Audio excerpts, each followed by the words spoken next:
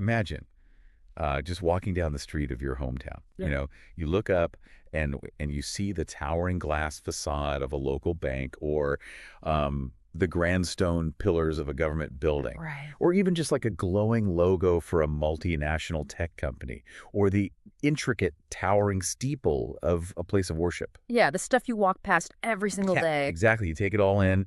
You probably think, well, I'm just looking at a chaotic functional mix of modern architecture and, advertising. Like a bank is just a building where they keep money, right? And it's just a box for cash. Yeah. And a logo is just a clever piece of graphic design cooked up in some boardroom to sell you shoes or coffee or whatever. Sure. And a steeple is just a traditional architectural choice that, tells you where the church is. It all seems very straightforward. The world around you just feels It transparent. feels mundane, really. Right, mundane. But what if that backdrop is actually a text? Like, what if the geometry of that place of worship, the symbols on that bank, and the precise shapes in those corporate logos are not random aesthetic choices at all? Right. What if they form an ancient, unbroken, and highly precise language of the cosmos that has literally been speaking to you your entire life, but you were simply never taught the alphabet? It really changes the entire way you interface with the built environment, doesn't it? I mean, once you start to grasp that there is an intentional vocabulary of symbols hiding in plain sight, you cannot unsee it. Yeah, you really can. It is akin to looking at like a magic eye poster. You know those? Oh, yeah, I remember those. Right. So for years it is just static, and then suddenly the focus shifts, and you are staring at a three-dimensional structure that was there the whole time. That's a perfect way to put it. And unlocking that focus is exactly why we are here today. So welcome to the English BookCast channel, and thank you for joining us for this deep dive. Thrilled to be diving into this one. Same here.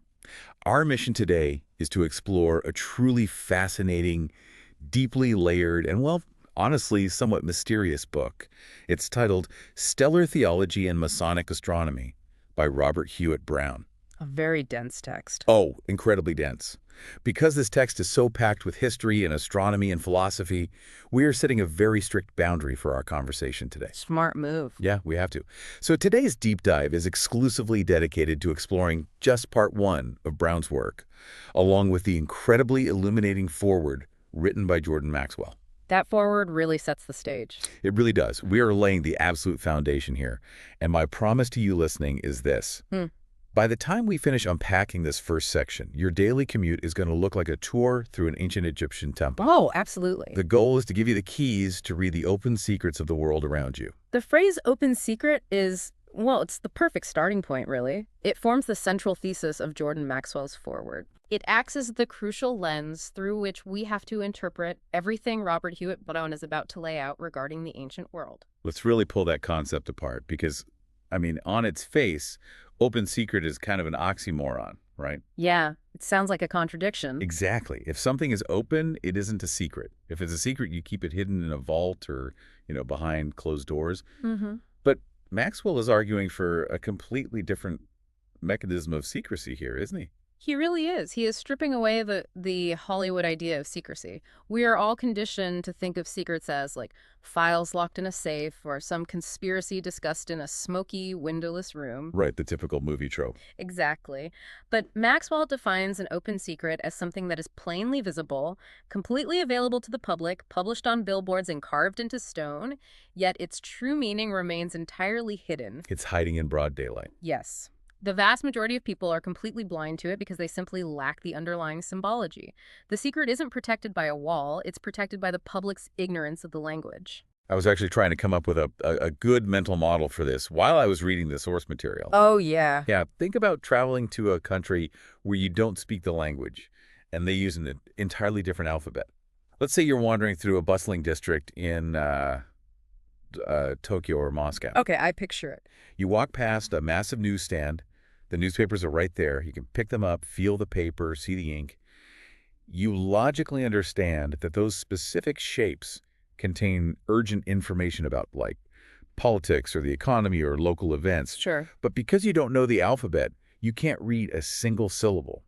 To you, it is just decorative geometry on a page. Yeah. The information is an open secret. That's a great analogy. Right. It is fully published. Yeah. Actively being communicated to millions of literate people walking right past you while remaining completely opaque to your brain. That is the exact dynamic Maxwell is pointing to. I mean, the people who printed that newspaper aren't hiding it from you. They just know you don't possess the key to decode it. And Maxwell applies this logic to the structural signs and symbols that surround us in our modern institutions.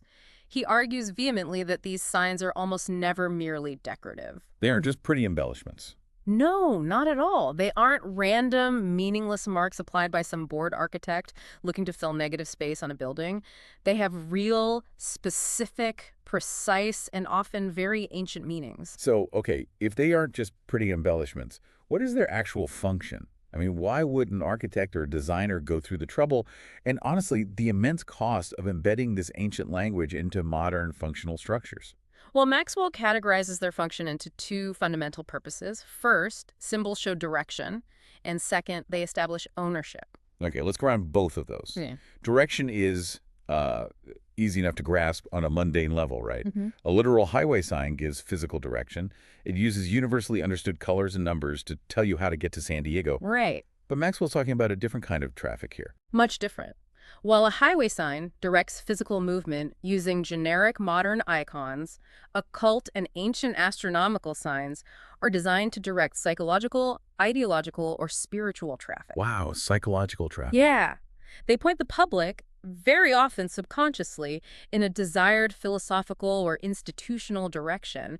They set the tone for how you are supposed to feel and behave when you approach a specific building. That makes a lot of sense. But it's that second purpose, ownership, that really demands our attention because it reveals a hidden hierarchy in society. Yeah, and we understand ownership symbols in a purely commercial sense, like if you see the Golden Arches, Yeah. a specific fast food corporation owns that plot of land, controls the supply chain inside, and dictates the menu. Exactly. But Maxwell takes that modern concept of the corporate logo and applies it to ancient, occult, and astronomical symbols placed on massive institutional buildings. He does. He is suggesting that carving a specific geometric seal into a government building or like placing a specific architectural feature on a structure is a declaration of ownership.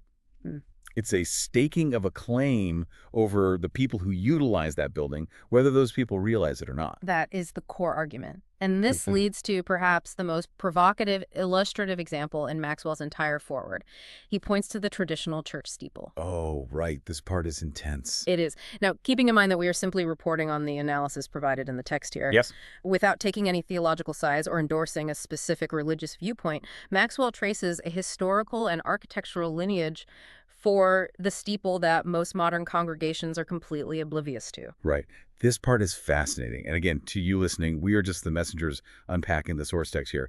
But Maxwell asserts that the steeple, which is the defining architectural feature on thousands of churches worldwide, is fundamentally an ancient pagan symbol. Specifically, he says it functions as a phallic symbol representing a ray of the sun, or male generative power, which originates directly from ancient fertility and solar cults. He is drawing a direct line from the obelisks of ancient Egypt to the steeples of modern towns. Wow. And Maxwell asks the natural, critical question, what is a pagan symbol of male generative power doing sitting on top of a local Christian church? Right. It seems so out of place. Exactly. The answer, according to the logic of the open secret, is ownership and direction.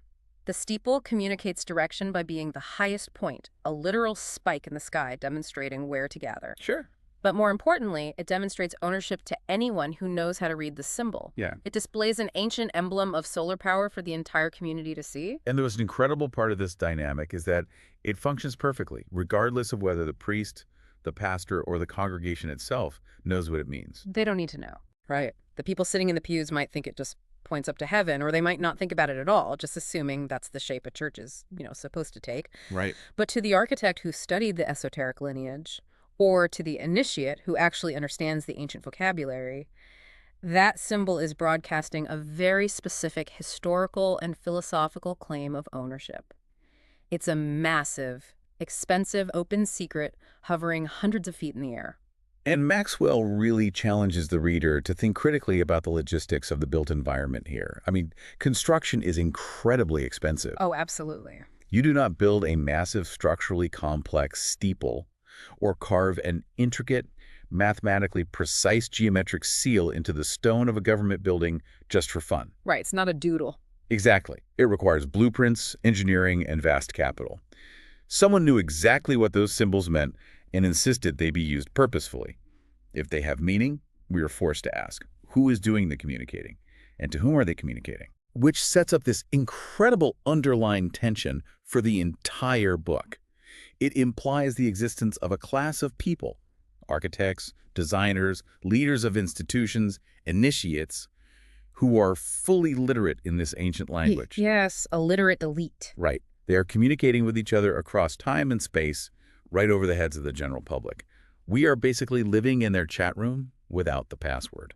That's a great way to say it. And that tension is the perfect runway to introduce the author of the book itself, Robert Hewitt Brown, because Brown is unequivocally a member of that literate class. He certainly is. Yeah. Robert Hewitt Brown was a 32nd degree Mason. Wow. By writing stellar theology and Masonic astronomy, he is taking on the role of a translator. He is stepping out to reveal the hidden astronomical meanings behind the occult signs and symbols contained in stellar theology and how they map directly to Masonic rituals. But wait, I have to push back on this premise right out of the gate because it's the first glaring contradiction I noticed when reading Brown's introduction. Okay, what is it? Well, we all know the cultural reputation of Freemasonry, right? It is famous for its strict secrecy. The pop culture image is all blood oaths, closed doors, blindfolds, and hidden rituals. Sure, that's the stereotype. So, if this ancient language is so deeply secretive, and the fraternity guards it so closely, isn't Brown breaking a massive ancient oath by writing a book that effectively publishes the decoder ring for the general public? I see. Like, how does a 32nd degree Mason get away with writing a tell-all book without facing severe repercussions from his own organization? Surely there's a gray area there. I mean, even if he thinks he's just talking about history, stripping the Masonic away from the entire philosophy must have angered traditionalists in his era. How did he justify this scientific investigation loophole? It is a very astute challenge, and it is something Brown himself agonized over. Oh, he did? He did. He addresses this dilemma head-on in his introduction because he felt considerable doubt about the propriety of publishing the work. He was genuinely afraid that revealing these historical and astronomical connections might be seen as unlawful according to a strict interpretation of his Masonic obligations. Right, that makes sense. He did not want to be a traitor to his order. But after consulting with some of the most eminent and scholarly members of the fraternity at the time, he concluded that he was not actually violating his oaths. Really? How so? The justification requires us to understand the very strict, almost legalistic boundaries of what constitutes a Masonic secret. Okay, so he makes a very sharp distinction between the mechanics of the secret society and the philosophy of it. Yes, exactly. He relies on highly respected Masonic authorities of the 19th century, like Dr. Oliver and Dr. Mackey, to define what are technically called the essential secrets, or the apparata. The apparata, okay. Right. According to these authorities, the essential, inviolable secrets of Freemasonry are strictly limited to the modes of recognition. That means the specific signs, the grips, the passwords, and the physical token. Handshakes and passwords. Exactly. These are purely functional mechanisms. They exist for one reason: to keep imposters out of the lodges and to allow members to identify each other securely anywhere in the world. Oh, I see. It's like the password to your home Wi-Fi or the PIN code to your debit card. You keep that secret because it guards access to the asset, but the Wi-Fi itself isn't a secret. That is a highly accurate way to frame it. The passwords guard the door, but everything else, the underlying philosophy, the historical origins of the allegories, the true meaning of the hieroglyphics, and the astronomical basis of the ceremonies, those are not the essential secrets. Interesting. In fact, authorities like Gettick, whom Brown quotes, argue that the true meaning of the symbols is actively meant to be studied incessantly by the brethren. It is a science. The science, wow. Yes. And Dr. Mackey goes even further, pointing out that it was becoming generally admitted among scholars of the era that reference may be publicly made to the peculiar ceremonies of the order for the purpose of genuine scientific investigation. That is a massive paradigm shift in how we view secret societies. So the handshakes and the door knocks are off limits, but the profound underlying meaning of the universe that the whole organization is built around, well, that is fair game for public scientific analysis. Precisely. Brown isn't betraying the fraternity. He's acting as a scholar. He's essentially saying, look, I'm not going to teach you the secret handshake to get into the lodge, But I'm going to show you that our entire symbolic structure is actually a meticulously preserved ancient map of the stars. That's exactly what he's doing. He is shedding light on universal astronomical truths that have merely been clothed in Masonic allegory for safekeeping. Which means we are not reading a book of stolen gossip or a scandalous exposé.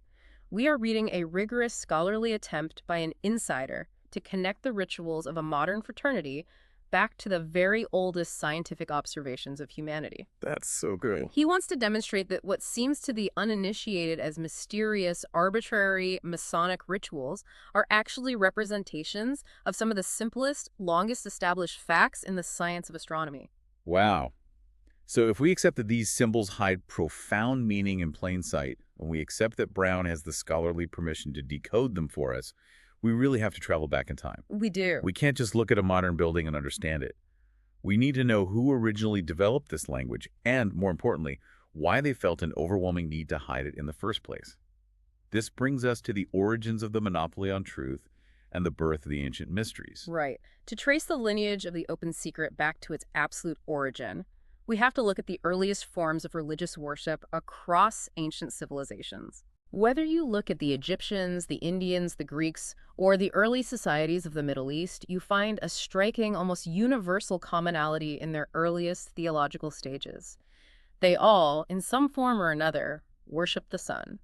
Now, Brown is very careful to contextualize this, right? Because we have a terrible habit in the modern world of looking back at ancient peoples and patronizing them. Oh, we constantly do that. We think, oh, those primitive people didn't know any better. They didn't have science. They were afraid of the dark. So they just prayed to the big, bright circle in the sky. But Brown argues there was a profound, highly logical, and sophisticated theology behind solar worship. It was not born of ignorance. It was born of philosophical deduction. Okay, walk me through that. Put yourself in the position of an ancient philosopher striving to conceptualize the invisible creator of the universe.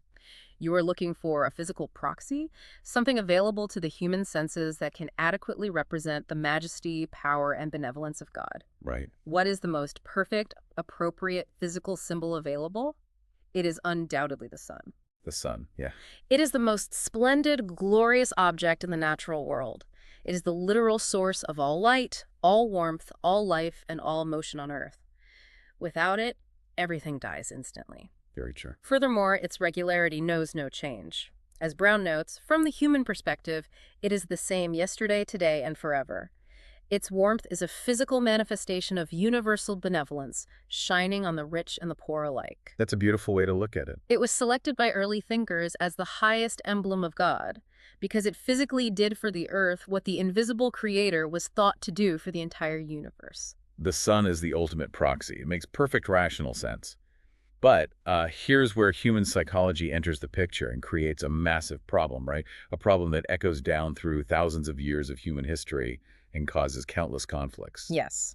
The human mind has a very well-documented, almost inevitable tendency to eventually confuse a symbol with the actual thing it represents. Let's really emphasize this mechanism, because it's the fulcrum on which the entire history of ancient religion turns. The original enlightened philosophers looked at the sun and said, this is a beautiful physical representation of the invisible and eternal creator. We will use it as a teaching tool. Right, a metaphor. But over time, as that nuanced philosophical idea was passed down to the general population, the nuance evaporated. The masses stopped saying the sun represents God and started saying the sun is God. Exactly. They confounded the proxy with the reality. They literalized the metaphor. The symbol devolved into an idol, and the psychological drift created a profound structural divide in ancient societies, leading directly to the creation of what we call the ancient mysteries. Society violently split into two tiers. On one side, you had the initiated elite, primarily the priests and the philosophers, who still understood the original symbolic truth. And the other side? On the other side, you had the uninitiated masses, which Brown somewhat uncharitably refers to as the vulgar crowd, who worshiped the physical fireball in the sky as a literal deity. Let's talk about those priests for a moment, specifically the upper echelons of the priesthood in places like Egypt. These weren't just guys in robes burning incense. No, not at all. They were the scientists of their day. They possessed profound, hard scientific knowledge about astronomy and mathematics. They understood the true movements of the heavenly bodies. They could predict eclipses. They understood the precision of the equinoxes. They tracked the complex orbital mechanics of the planets. They're brilliant. But they looked at the masses, who were busy worshiping the physical sun and moon out of superstition, and the priests made a very calculated, very consequential decision. They decided to keep the hard mathematical science strictly for the initiated and to feed the masses a totally different diet of information. They invented mythology. That is the origin of the fables. Wow. For the common people, the priests spun elaborate, dramatic tales. Tales of gods like Hercules or Jupiter or Osiris and Isis, gods who performed incredible exploits, fought terrifying monsters, died tragic deaths, and came back to life. The classic myths. Right. The uninitiated public believed these gods actually lived, that these were literal historical accounts of supernatural beings. But to the priests who authored them, every single one of these fables was a sophisticated cipher. It was a grand scientific truth, wrapped up in a culturally sticky bedtime story. It functions perfectly as a Trojan horse of knowledge. I mean, the fables weren't just cynical lies told to entertain people. They were brilliant mnemonic devices. Yes. Think about the logistical challenge in the ancient world. You don't have hard drives, you don't have printing presses, and papyrus or clay tablets can be destroyed. How do you pass down a complex, multi-century astronomical cycle orally from generation to generation without the data degrading through human error? It is the fundamental problem of oral tradition. If you try to pass down raw mathematical tables or complex angular measurements by word of mouth, the numbers will inevitably get jumbled within a single generation. Like a game of telephone. Exactly like a game of telephone, the data degrades. But if you encode that mathematical cycle into a juicy, dramatic, emotionally resonant story about a hero battling a serpent, it survives. People remember stories. The masses will remember the narrative perfectly. They will sing songs about it, paint it on their walls, and repeat it to their children. They unknowingly act as a living hard drive, preserving the scientific data perfectly for the priests. That is wild. When a new initiate is deemed worthy and brought into the inner sanctums of the mysteries, the priests simply hand them the key to the cipher. Suddenly, the story of Hercules isn't about a muscle-bound strong man. It's a precise mathematical map of the sun's passage through the 12 signs of the zodiac. It's an absolutely genius system for long-term data preservation. The public maintains the server, so to speak, while the priests hold the encryption key. That's a very modern way to look at it, but it's accurate. But as you dig into the societal implications, it is also a system of terrifying control. That is the darker, more cynical side of this dual-layered religion. By monopolizing the true science of the heavens, the priests possessed what Brown accurately describes as despotic power. Despotic power. Think about the leverage they had. If you are the only group of people who know the true mathematical cycles that predict the changing of the seasons, the annual flooding of the Nile, or the terrifying suddenness of a solar eclipse, you appear to the ignorant masses to have supernatural power over reality itself. Right. If you know an eclipse is coming tomorrow and nobody else does, you can walk out and say, I am angry, I will blot out the sun, and then it happens. You become a god on earth. You command the elements. You hold the keys to agricultural survival. The farmers depend entirely on you to tell them when to plant and when to harvest. The monopoly on scientific truth is the ultimate monopoly on political and economic power.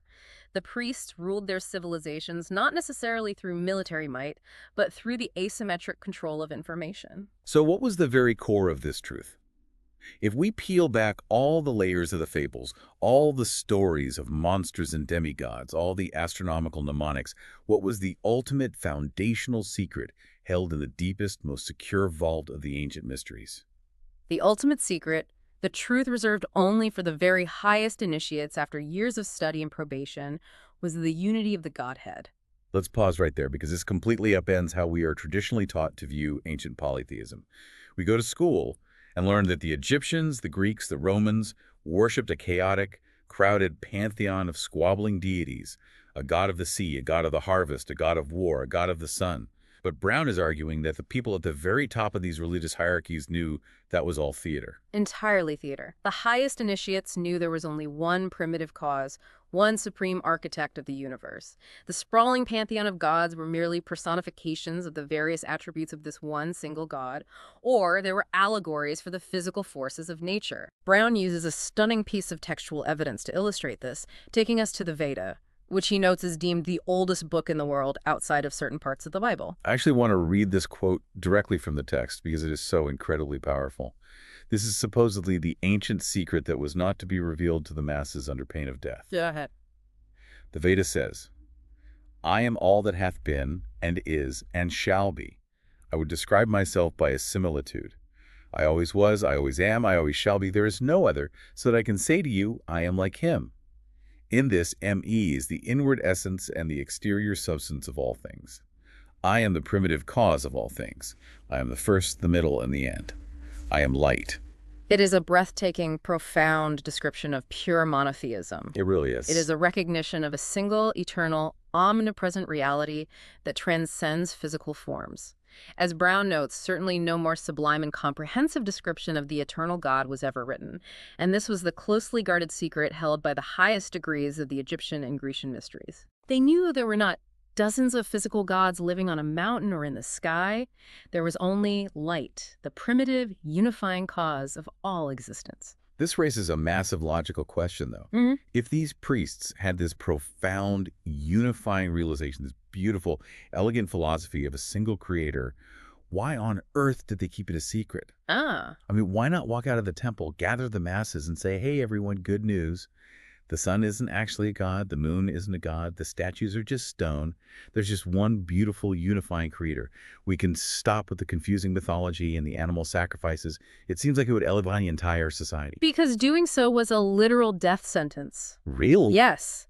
The system of dual-layered religion had, over centuries, calcified into a massive apparatus of state policy and social control. The entire economy, the political structure, the authority of the rulers, and the immense wealth of the priests were all entirely dependent on the fact that the masses literally believed the fables. It's the classic problem of building an empire on a useful lie. Eventually, the lie becomes too big to fail. The institution becomes a hostage to its own propaganda. Exactly. If an initiate, perhaps moved by conscience or a desire to educate the public, went out and revealed the truth, if they stood in the town square and said, your sun god is just a physical ball of fire following a mathematical orbit, and the fables of the gods are just astronomical mnemonics, the masses would not embrace them as an enlightened liberator. They'd riot. The masses, having been steeped in generations of literal belief, would view this as the most horrifying, destabilizing blasphemy imaginable. And the priests, to protect their power structure and their wealth, would immediately denounce the whistleblower as a dangerous atheist. It is a terrifying, inescapable trap. The upper echelons of the priesthood knew the whistleblower was telling the exact scientific truth, but they would happily lead the mob to execute them in order to protect the lie that kept them in power. Exactly right. And Brown gives historical examples of this, proving this wasn't just some theoretical philosophical danger. Real people died over this open secret. The betrayers of the mysteries were punished capitally and with merciless severity.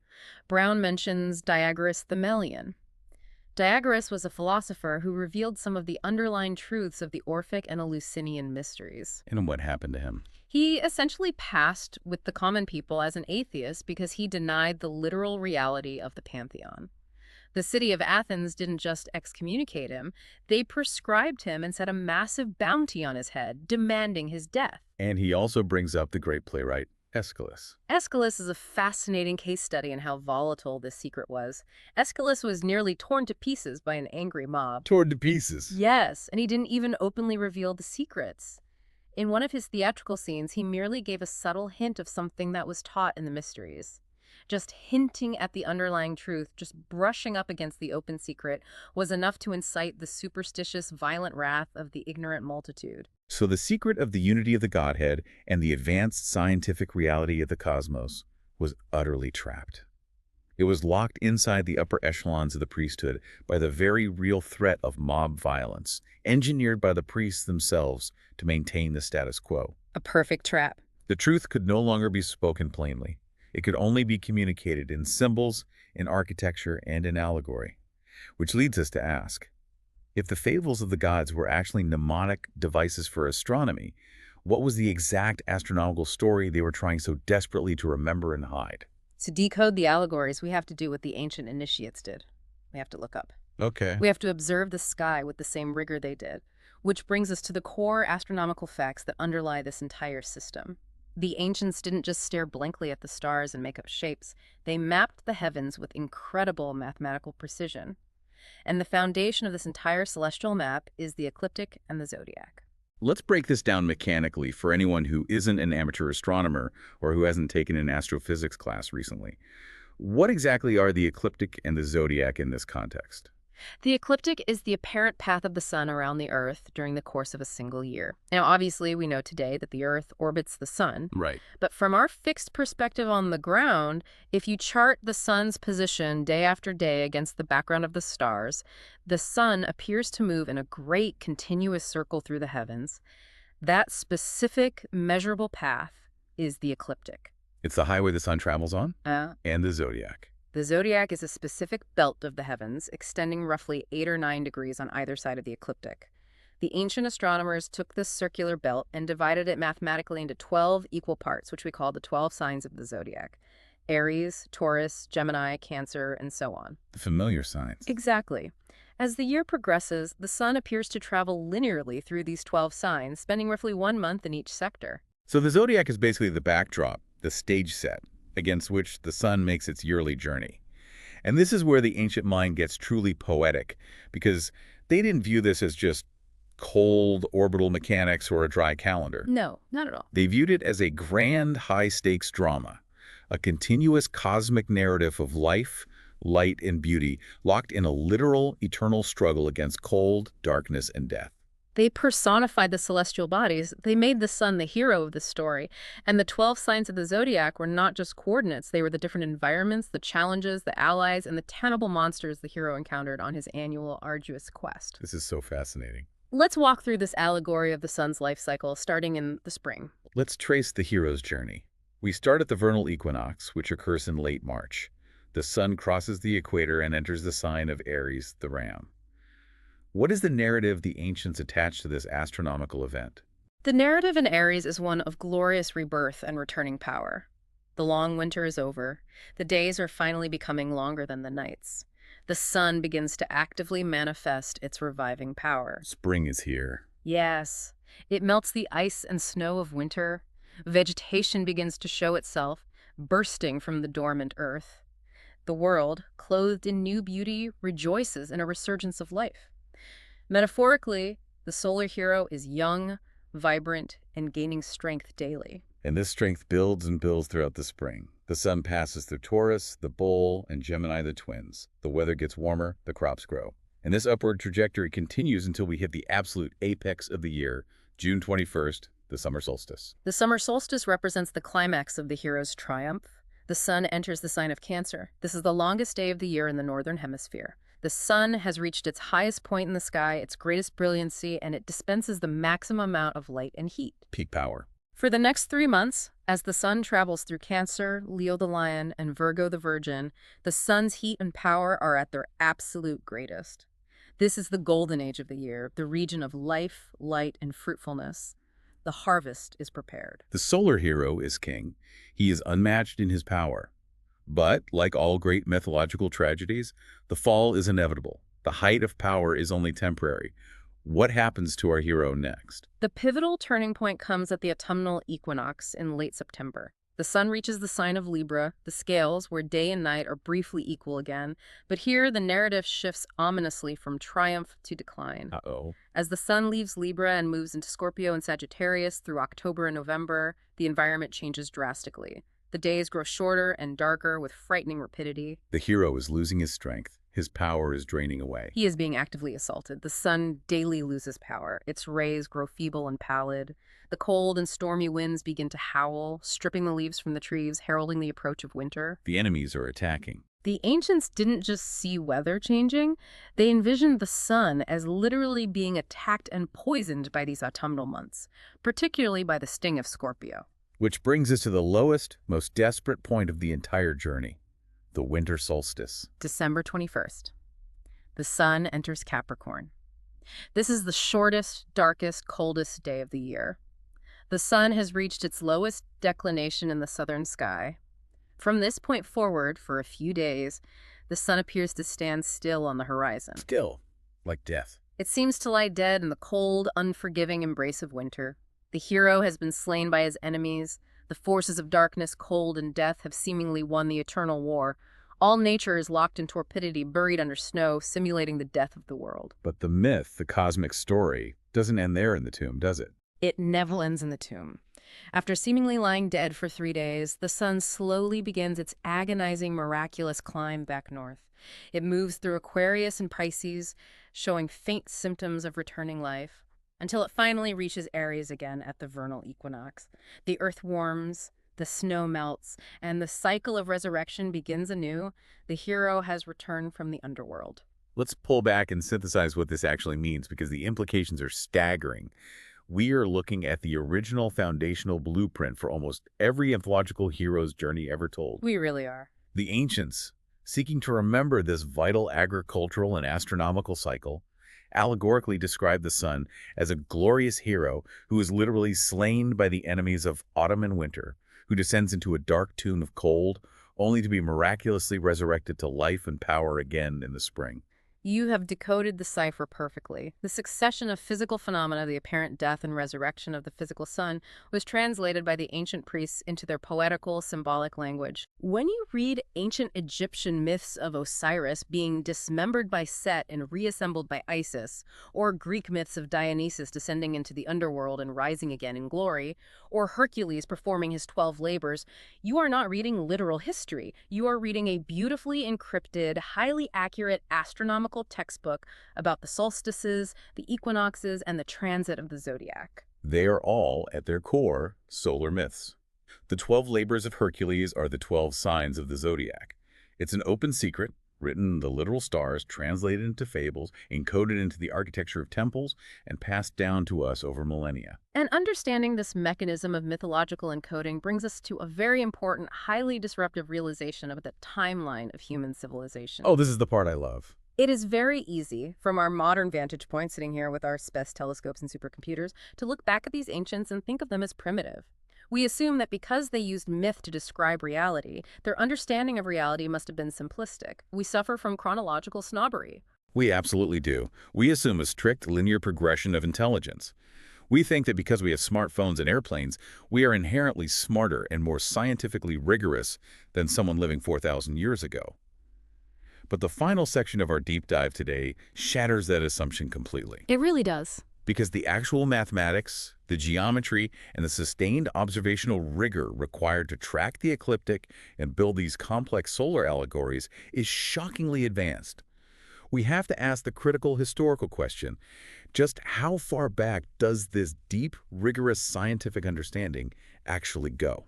To answer that question, Brown takes us out of Egypt and Greece and directs our attention to the Chaldeans. The Chaldeans. The Chaldeans inhabited ancient Babylonia, nestled in the Fertile Crescent between the Tigris and Euphrates rivers from the very earliest times of recorded history. And they're absolutely crucial to this story because they were not merely superstitious stargazers looking for omens in the night sky. They cultivated astronomy as a strict, rigorous mathematical science. Brown points out that they were a foundational civilization. With them originated the art of writing, the building of massive planned cities, the institution of complex religious systems, and specifically, the methodical cultivation of astronomical science. They built ziggurats, not just as temples, but as massive astronomical observatories.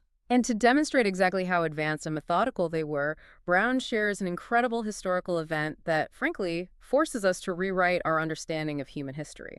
It involves Alexander the Great and the conquest of Babylon. This is the part of the book that fundamentally changed my perspective on ancient history. Okay, let's picture the scene. The year is 331 BC.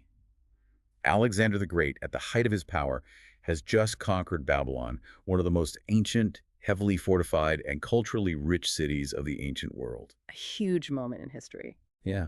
Now, Alexander wasn't just a meathead conqueror focused on looting gold. He was a student of Aristotle. He brought scholars, historians, and philosophers with him on his campaigns. One of these philosophers was a man named Callisthenes, who was actually Aristotle's great-nephew. Callisthenes was not a soldier. His mission was scientific and cultural. He was tasked with gathering knowledge, texts, and scientific records from the conquered territories to send back to Greece. Right. And in the archives of Babylon, Callisthenes made a discovery of staggering scientific importance. He found a preserved, unbroken series of highly accurate astronomical observations recorded by the Chaldean priests. We need to explain how they recorded this because it's vital to understanding how it survived. Yeah. They weren't using fragile papyrus that rots away. They were using cuneiform, pressing complex mathematical data into wet clay tablets and then baking those tablets in kilns. Brilliant engineering. Once baked, those tablets are essentially stone. They're impervious to rot, fire, or time. And Callisthenes finds this massive archive of baked clay. But it's the timeline of this archive that is the jaw-dropping part. Prepare yourself. We are not talking about a few years of harvest data. According to the ancient philosopher Simplicius, who recorded this event and had access to these records, Callisthenes found astronomical logs that predated Alexander's arrival by an astonishing 1,903 years. I want to make sure the magnitude of that number is fully appreciated. 1,903 years of continuous, unbroken scientific data collection. Let's do the math on that. Alexander conquered Babylon in 331 BC. If you go back 1,903 years from that date, we are talking about precise, recorded, continuous scientific data starting in the year 2234 BC. It's hard to wrap your head around. That is over 4,000 years ago from where we are sitting right now. How is that even possible? What does that mean for our understanding of human history, societal stability, and the capacity of the ancient human mind? The implications are profound, and they operate on multiple levels. First, it completely demolishes the idea of the primitive ancient. It proves definitively that over 4,000 years ago, human beings possessed a highly sophisticated mathematical understanding of the cosmos. They weren't just guessing. No, they were trapping celestial mechanics, plotting eclipses, and measuring planetary transits with a rigor that rivaled our own until the invention of the modern telescope. But the logistical implications are just as staggering. To maintain an unbroken chain of scientific observation for nearly 2 millennia requires incredible institutional stability. Yes, stability is the key word. You need dedicated resources, a stable written language, massive archives, and profound institutionalized commitment to passing down scientific knowledge across countless generations of priests. You don't record 1,900 years of unbroken data if your society is constantly collapsing, or if you don't have agricultural surplus to feed a class of full-time scientists. It proves Babylonia was an incredibly stable, advanced society for thousands of years. It does. And the second major implication brings us right back to our original discussion about the symbols and the open secrets. Ah, full circle. Exactly. This deep time context, this 4,000-year legacy of rigorous astronomy, explains exactly why these symbols are so powerful. It explains why the zodiac, the allegories of solar death and resurrection, and the precise geometric representations of the equinoxes are so incredibly deeply ingrained in the human psyche and in our institutional architecture. Because they aren't passing fads. They aren't just cool ideas some architect had 50 years ago. They are the opposite of a fad. They have been brewing, perfecting, and transmitting through the undercurrents of human culture for millennia. The architecture of a modern Masonic lodge, or the esoteric geometry hidden in the layout of a capital city, or the solar symbol embedded in a corporate seal, is drawing from a deep well of scientific and symbolic tradition that was already ancient history when Alexander the Great was alive. That is, wow. The alphabet of symbols we talked about at the beginning of this deep dive wasn't invented recently. It is the direct legacy of the Chaldean master astronomers, filtered through the priests of Egypt, refined by the philosophers of Greece, preserved by esoteric fraternities, and surviving right down to the modern functional buildings on your street today. It is truly staggering when you step back and look at the whole picture. Let's do a quick recap of the incredible intellectual journey we have taken today, because we've covered massive ground. A lot to process, for sure. We started by learning the concept of the open secret, the idea that profound truths and ancient claims of ownership are hidden not in shadows, but in plain sight on our buildings and logos, protected merely by our ignorance of the symbolic alphabet. We then explored how the ancient philosophers recognized the sun as the ultimate symbol of a singular creator. But, seeing the masses devolve into literal idolatry, the scientific elite, the priests, were forced to invent elaborate mythological fables to hide their advanced astronomical science, keeping the knowledge safe while simultaneously consolidating their own despotic power.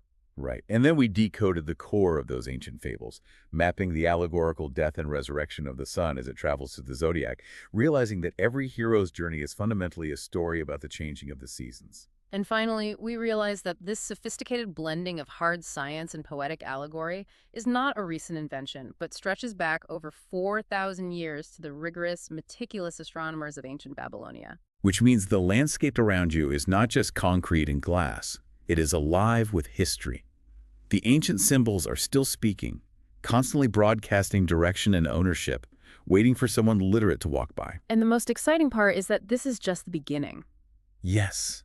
I want to explicitly announce to you, our listener, that our conversation on stellar theology and Masonic astronomy continues in the next part of this series. We have only built the foundational framework today. In the next part, we are going to take these exact solar cycles, these 4,000-year-old astronomical alignments, and we are going to unlock exactly how they are secretly, physically encoded directly into Masonic architecture, into their specific initiation rituals, and into the legendary narrative of the Temple of Solomon itself. We're going to move from the ancient stars down to the very specific physical tracing boards of the modern lodge. It is going to be a fascinating, detailed continuation, so make sure you join us for that next deep dive. But before we go, I want to leave you with a final, provocative thought. Something to ponder. Exactly. Something to mull over as you walk down the street tomorrow, as you look at the buildings, the billboards, and the screens around you. We have spent this entire time talking about how the ancients took their most advanced scientific truths about the stars and hid them inside religious fables and architectural symbols to preserve them through the ages. They encrypted their reality for the future. They ensured their knowledge would outlive their physical empires. So here is the question for you. If they did that thousands of years ago, what advanced truths of our current era might we currently be encoding into our pop culture, our modern architecture, or our digital symbols?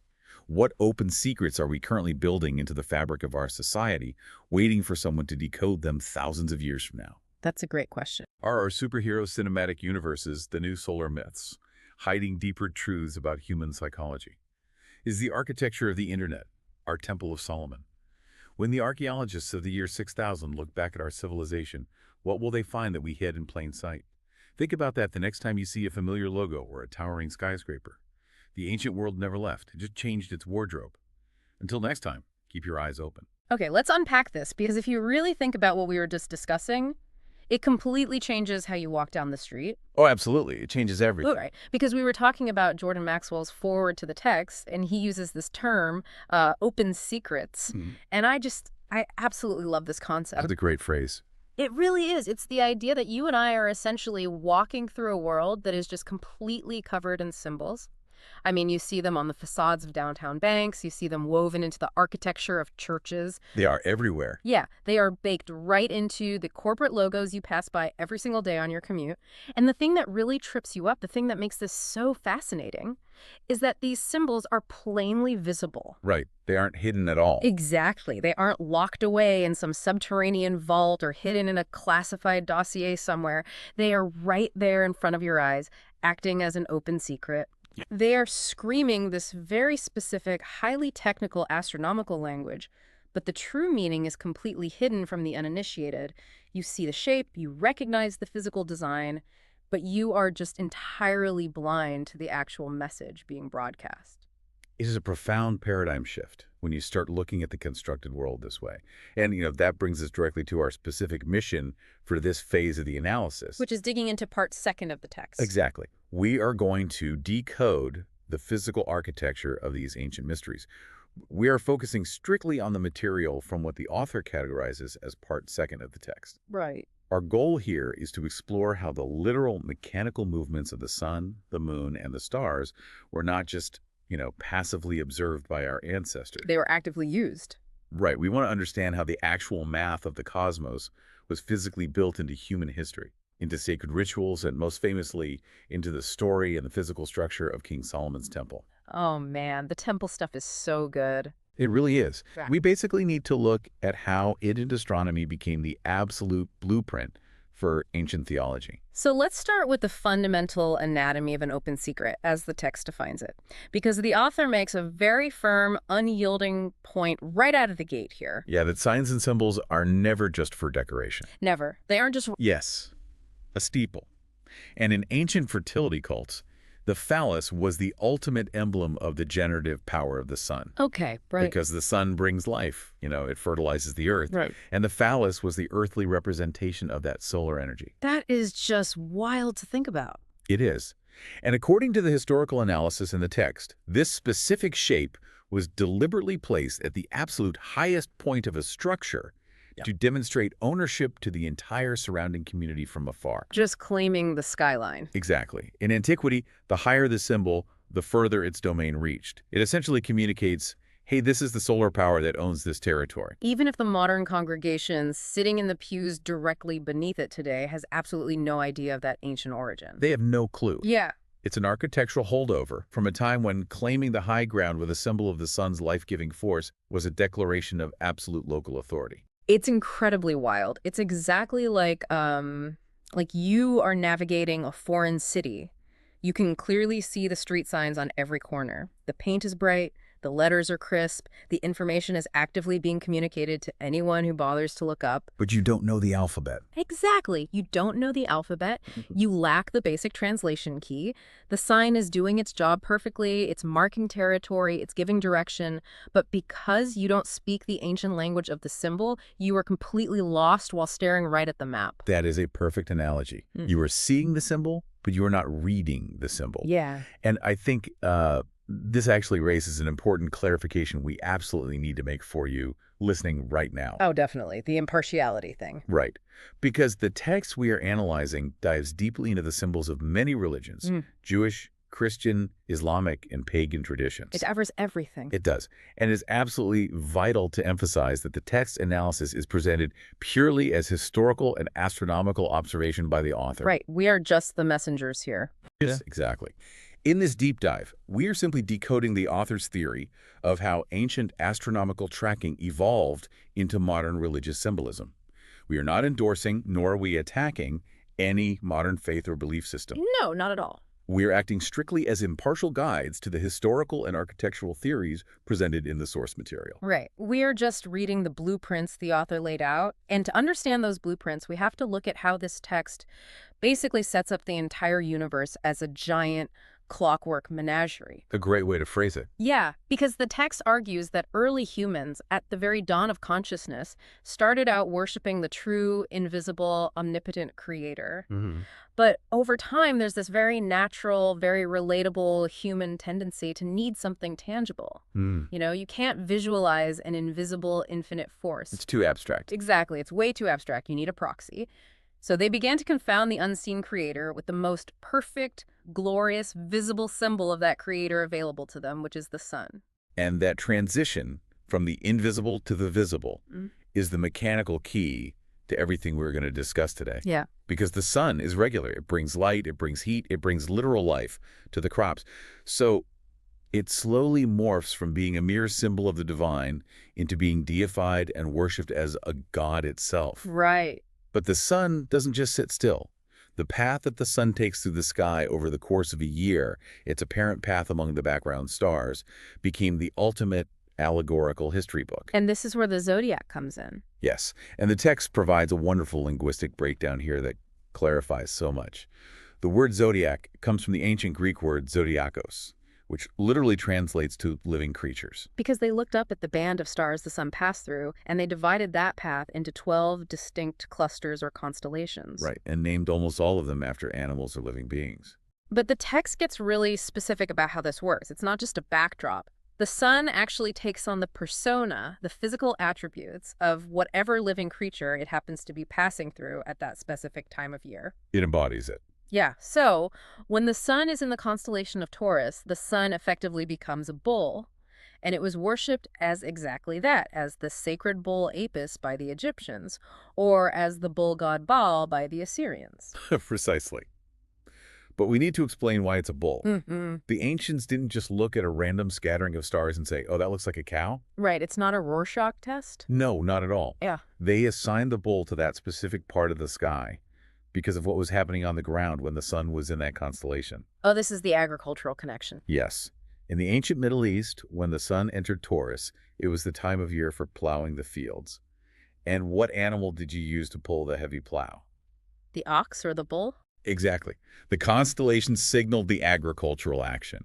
The sun assumes the nature of the sign it enters because the sign was created to describe the sun's earthly effect at that exact moment in the calendar. Okay, that makes it so much more grounded. It's a functional naming system. It's very functional. And the text tracks this through the year. So when the sun moves into Leo, the sun becomes the great lion slayer, which the Greeks later personified in their mythology as Hercules. And again, why a lion? Because when the sun entered the constellation of Leo, it was August. The hottest part of the year. The absolute hottest, most ferocious, most punishing time of the year in the northern hemisphere. The sun wasn't a gentle, life-giving calf anymore. Right. The sun's heat was literally hunting and killing the vegetation. It was behaving with the aggressive, destructive power of a lion. So the mythological stories of heroes wrestling lions are really just astronomical descriptions of the sun's intense heat during the month of August. I see. And then when the sun enters Virgo, the Virgin, the symbolism shifts completely to the feminine. The text points out that Virgo is historically depicted holding wheat, the absolute emblems of the harvest. She becomes Ceres, the Roman goddess of the harvest. Right. The myth tells of this beautiful virgin descending to earth to teach mankind agriculture. And this perfectly aligns with the sun passing through those specific stars in late August and September, right exactly at harvest time. It is a perfect one-to-one mapping. I have to push back here for a second, though. Oh, yeah. Are we really saying that every major mythological hero, every epic tale of gods and monsters from antiquity that has survived for millennia is essentially just the farmer's almanac dressed up in a cape? I know, it sounds a bit... Because that sounds almost mundane compared to the sweeping epic stories we grew up learning about in school. I completely understand why it feels reductive. But if we really look at the reality of the ancient world, it wasn't mundane at all. It was literally a matter of life and death. You have to remember the context of antiquity. You couldn't just check a meteorological app on your phone to know when the first frost was coming, or exactly when the Nile River was going to flood its banks. Right, you're totally at the mercy of nature. Completely. Right. If you planted your crops too early, they froze. If you planted them too late, they scorched, and your entire civilization starved to death. Wow. So encoding the seasons, the equinoxes, and the complex movement of the stars into these highly memorable, dramatic, emotional myths wasn't just storytelling for evening entertainment. It was a mnemonic device. It was the most robust, fail-safe data storage system available to humanity at the time. That's fascinating. By turning the calendar, the volatile mathematical calendar, into an epic, blood-pumping narrative about gods fighting monsters and virgins bringing wheat, they ensured that crucial agricultural timelines were preserved. And memorized. Memorized and transmitted flawlessly across generations, even in populations that were entirely illiterate. A story about a lion slayer is a lot easier for a farmer to memorize and pass down to his children than a complex mathematical table tracking the degrees of solar movement. Ah, okay. The myths are literally survival manuals written in the stars. Exactly. If you know the story of Ceres, you know exactly when to reap the wheat. That completely flips how I look at mythology. It really does. But this mathematical survival guide didn't stay a public utility for long. And that brings us to the next massive shift in human history outlined in the text. Yes, the monopolization of this knowledge. Right. Astronomy didn't just remain a helpful farming tool, it morphed into the ultimate instrument of political and psychological power. The text explores how the priesthoods of ancient cultures, especially in places like ancient Egypt, jealously guarded this astronomical science. They took the almanac and they locked it away. Yes, and this is where the dynamic of society fundamentally changes. The priesthoods realized that knowledge of the celestial mechanics was power over the people. Absolute power. Because they observed the skies with incredible precision. They tracked the phases of the moon, the wandering paths of the planets, and most importantly, the cycles of eclipses. Well, eclipses. Now, an eclipse is a completely natural mathematical phenomenon.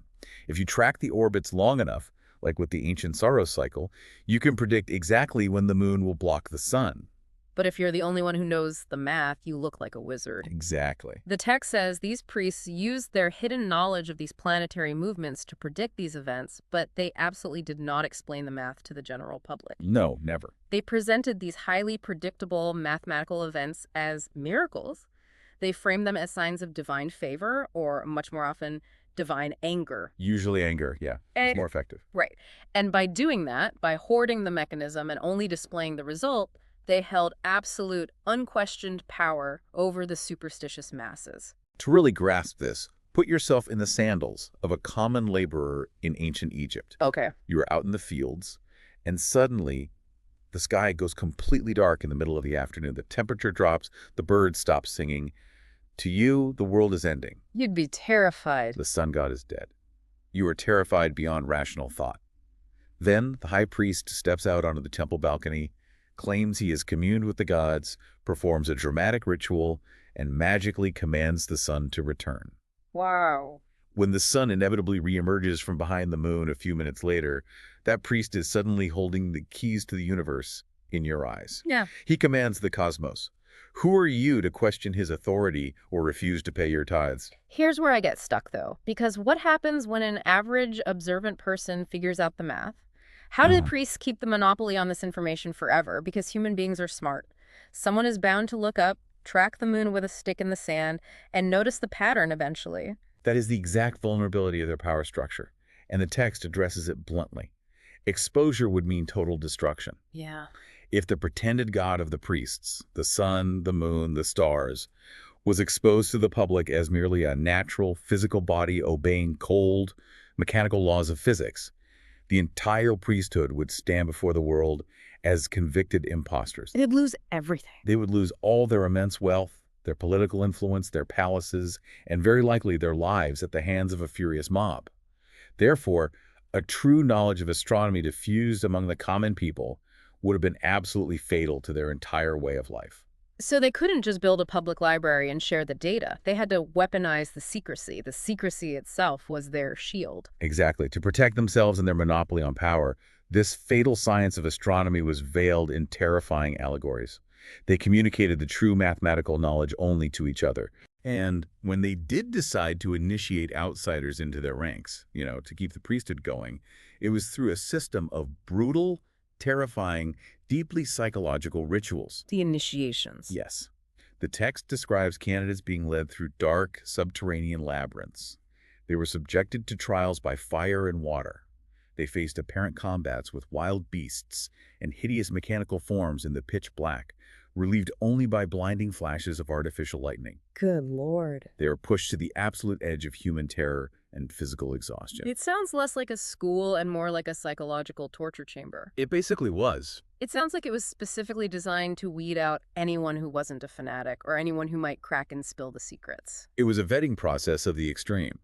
Only candidates who had been completely broken down psychologically, who had faced the fear of death, and who had given the most convincing, undeniable proofs of their absolute fidelity and zeal were ever allowed to learn the simple, dry, astronomical truth behind the elaborate theatrical nightmare. Wow. They were forced to swear the most frightful oaths of secrecy. Because if you survived the initiation, if you passed the test, you weren't just a student anymore.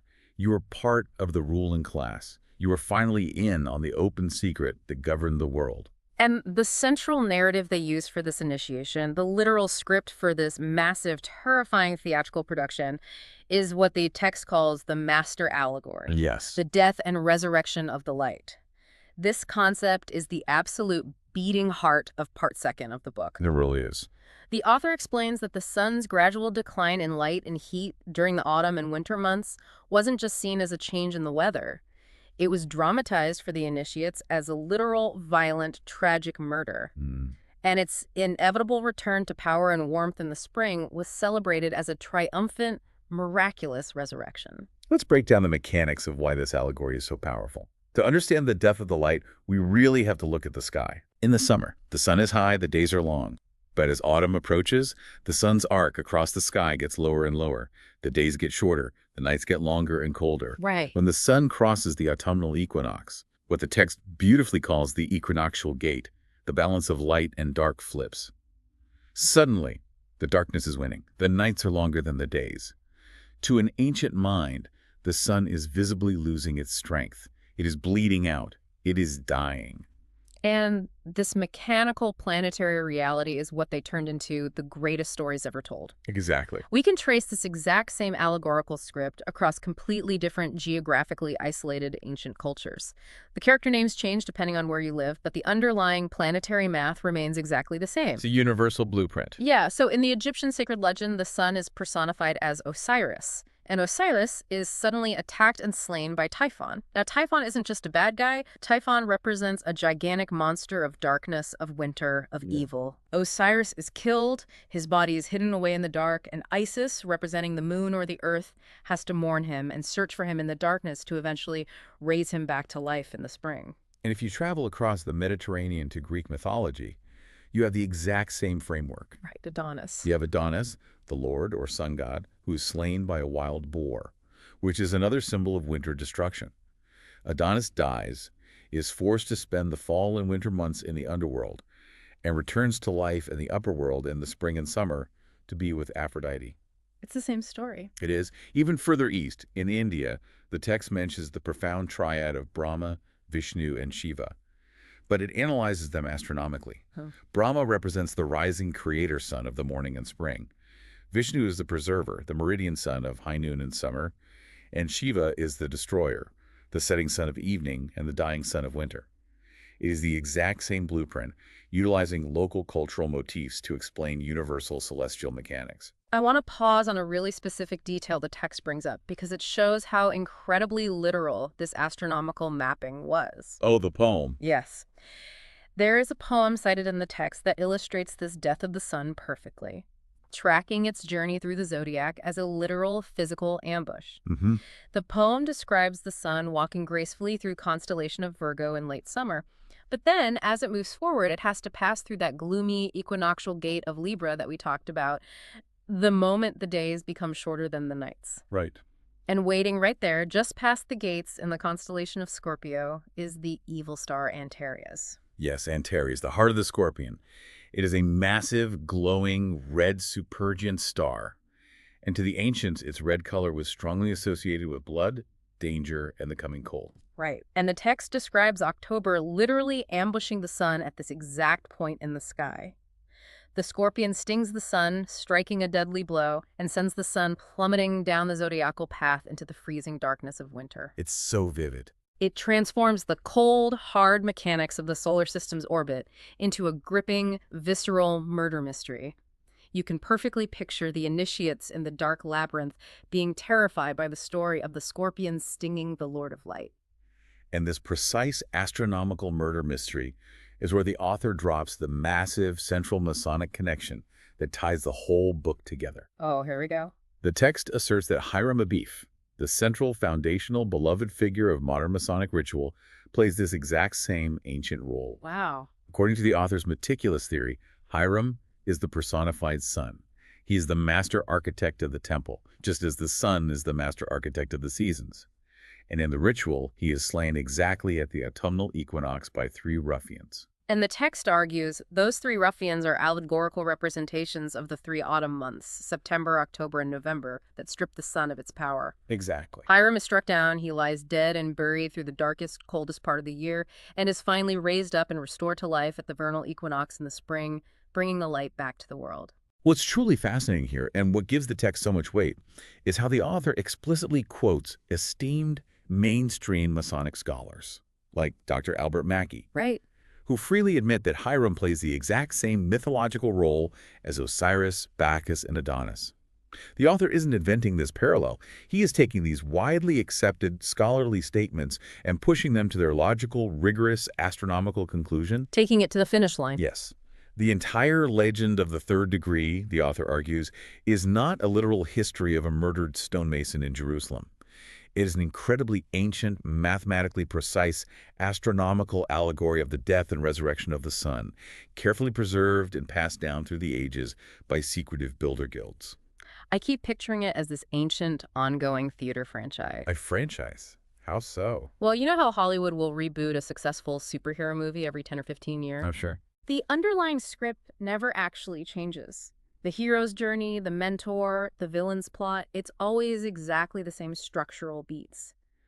But each culture, each generation just swaps out the character names, they change the costumes to fit the modern aesthetic, and they adapt the dialogue to fit their local language. That's a great way to look at it. Yeah, so Egypt had the original Osiris franchise, Greece had the Adonis reboot, Rome had the Bacchus reboot, and the text is arguing that the Masonic tradition is essentially the Hiram Abiff reboot of that exact same original solar script.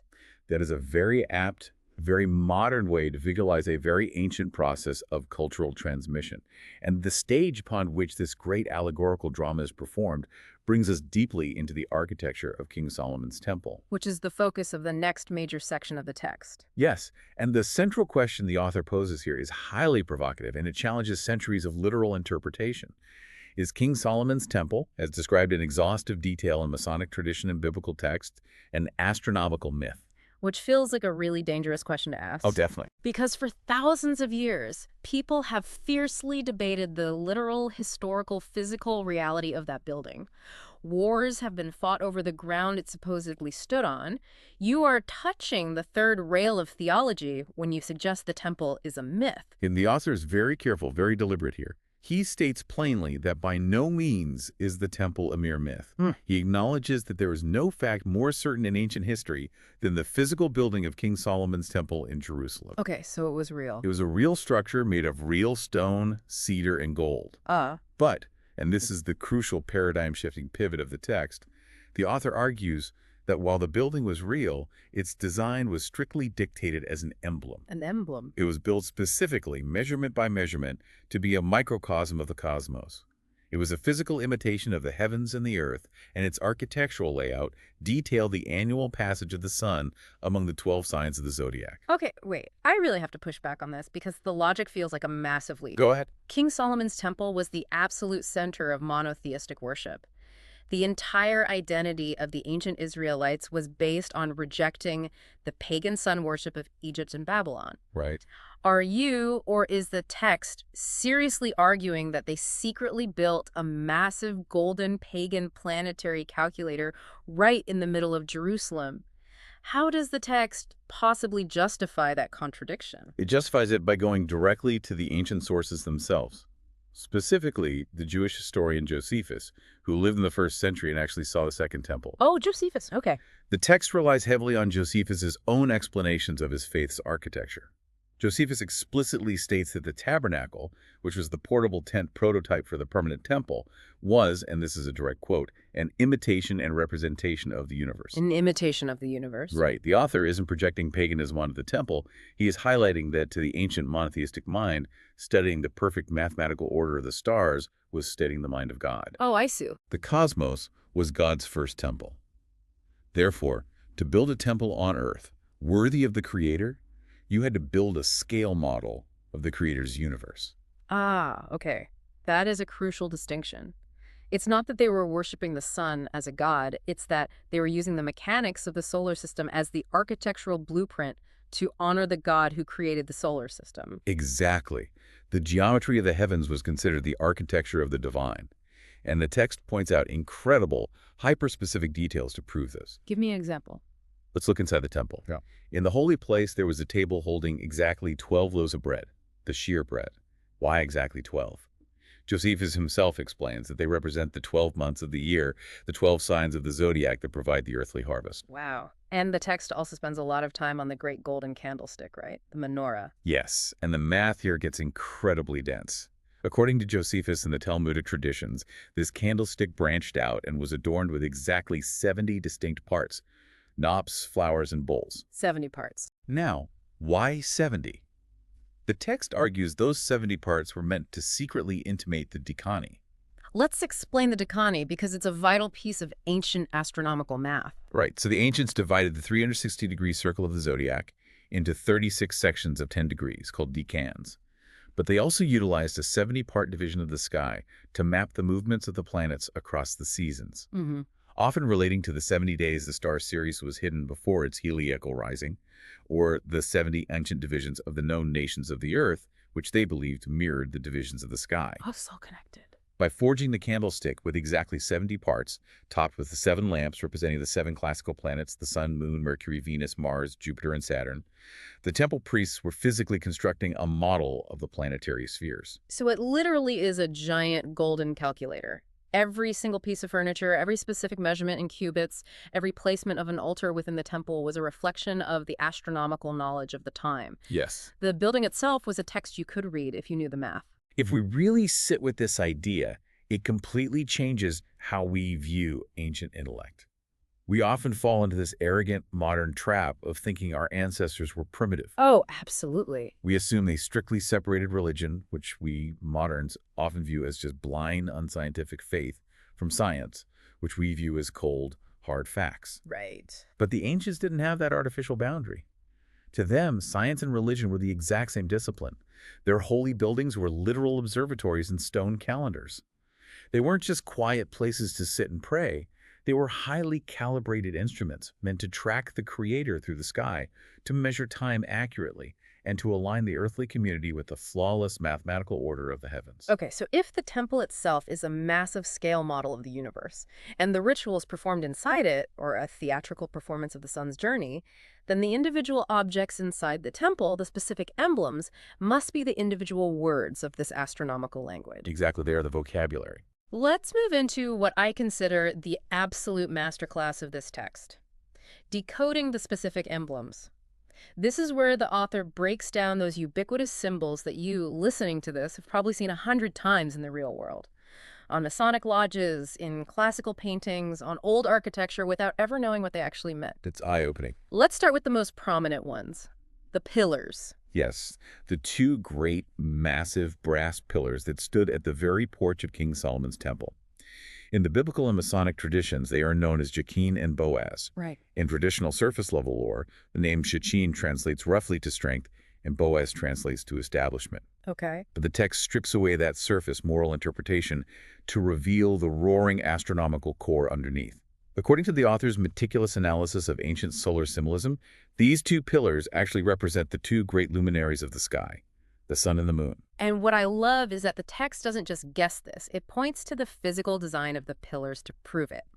Atop these massive columns, which were supposedly 18 cubits high, were 2 large spherical chapiters, or globes. Yes, the globes. Historically, one globe represented the Earth, the terrestrial sphere, and the other globe represented the heavens, the celestial sphere. So you literally have the maps of the sky and the Earth sitting directly on top of columns representing the sun and the moon. Exactly. And the names themselves, strength and establishment, aren't just poetic metaphors. They describe literal, physical, astronomical functions. How so? The sun gives the strength. It provides the vital, blistering energy to the earth, driving the water cycle, growing the crops, and powering the seasons. Right. The moon, on the other hand, with its highly visible, perfectly regular 28-day phases, establishes the measurement of time. It establishes the months and the year. You have to remember, the ancient Hebrew calendar was fundamentally lunar. Oh, of course. So the moon literally established the religious calendar, while the sun provided the physical strength to sustain life. The pillars are a monumental, 30-foot-tall homage to the twin engines of time and life. That makes so much sense. It's not just a cool architectural feature to make the entryway look grand. It's a giant brass clock face. Exactly. Now, what about this other symbol? The text calls it the point within a circle embordered by parallel lines. When I first read that, it sounded incredibly abstract, like a geometry problem. It is a bit of a mouthful. But once you see the diagram in the text, you realize you've seen variations of this everywhere, especially in Masonic iconography. It is abstract, but it is perhaps one of the most elegant, efficient, and profound astronomical diagrams ever disguised as a religious symbol. Okay, let's break it down. Let's really break down the visual for the listener. Imagine a simple drawing. In the absolute center, you have a single dot, a point. That point represents the Earth. Remember, in the ancient Ptolemaic geocentric view of the universe, the Earth is fixed solidly in the middle of everything. Right. We are the center of the stage. And surrounding that central point is a perfect circle. That circle represents the ecliptic.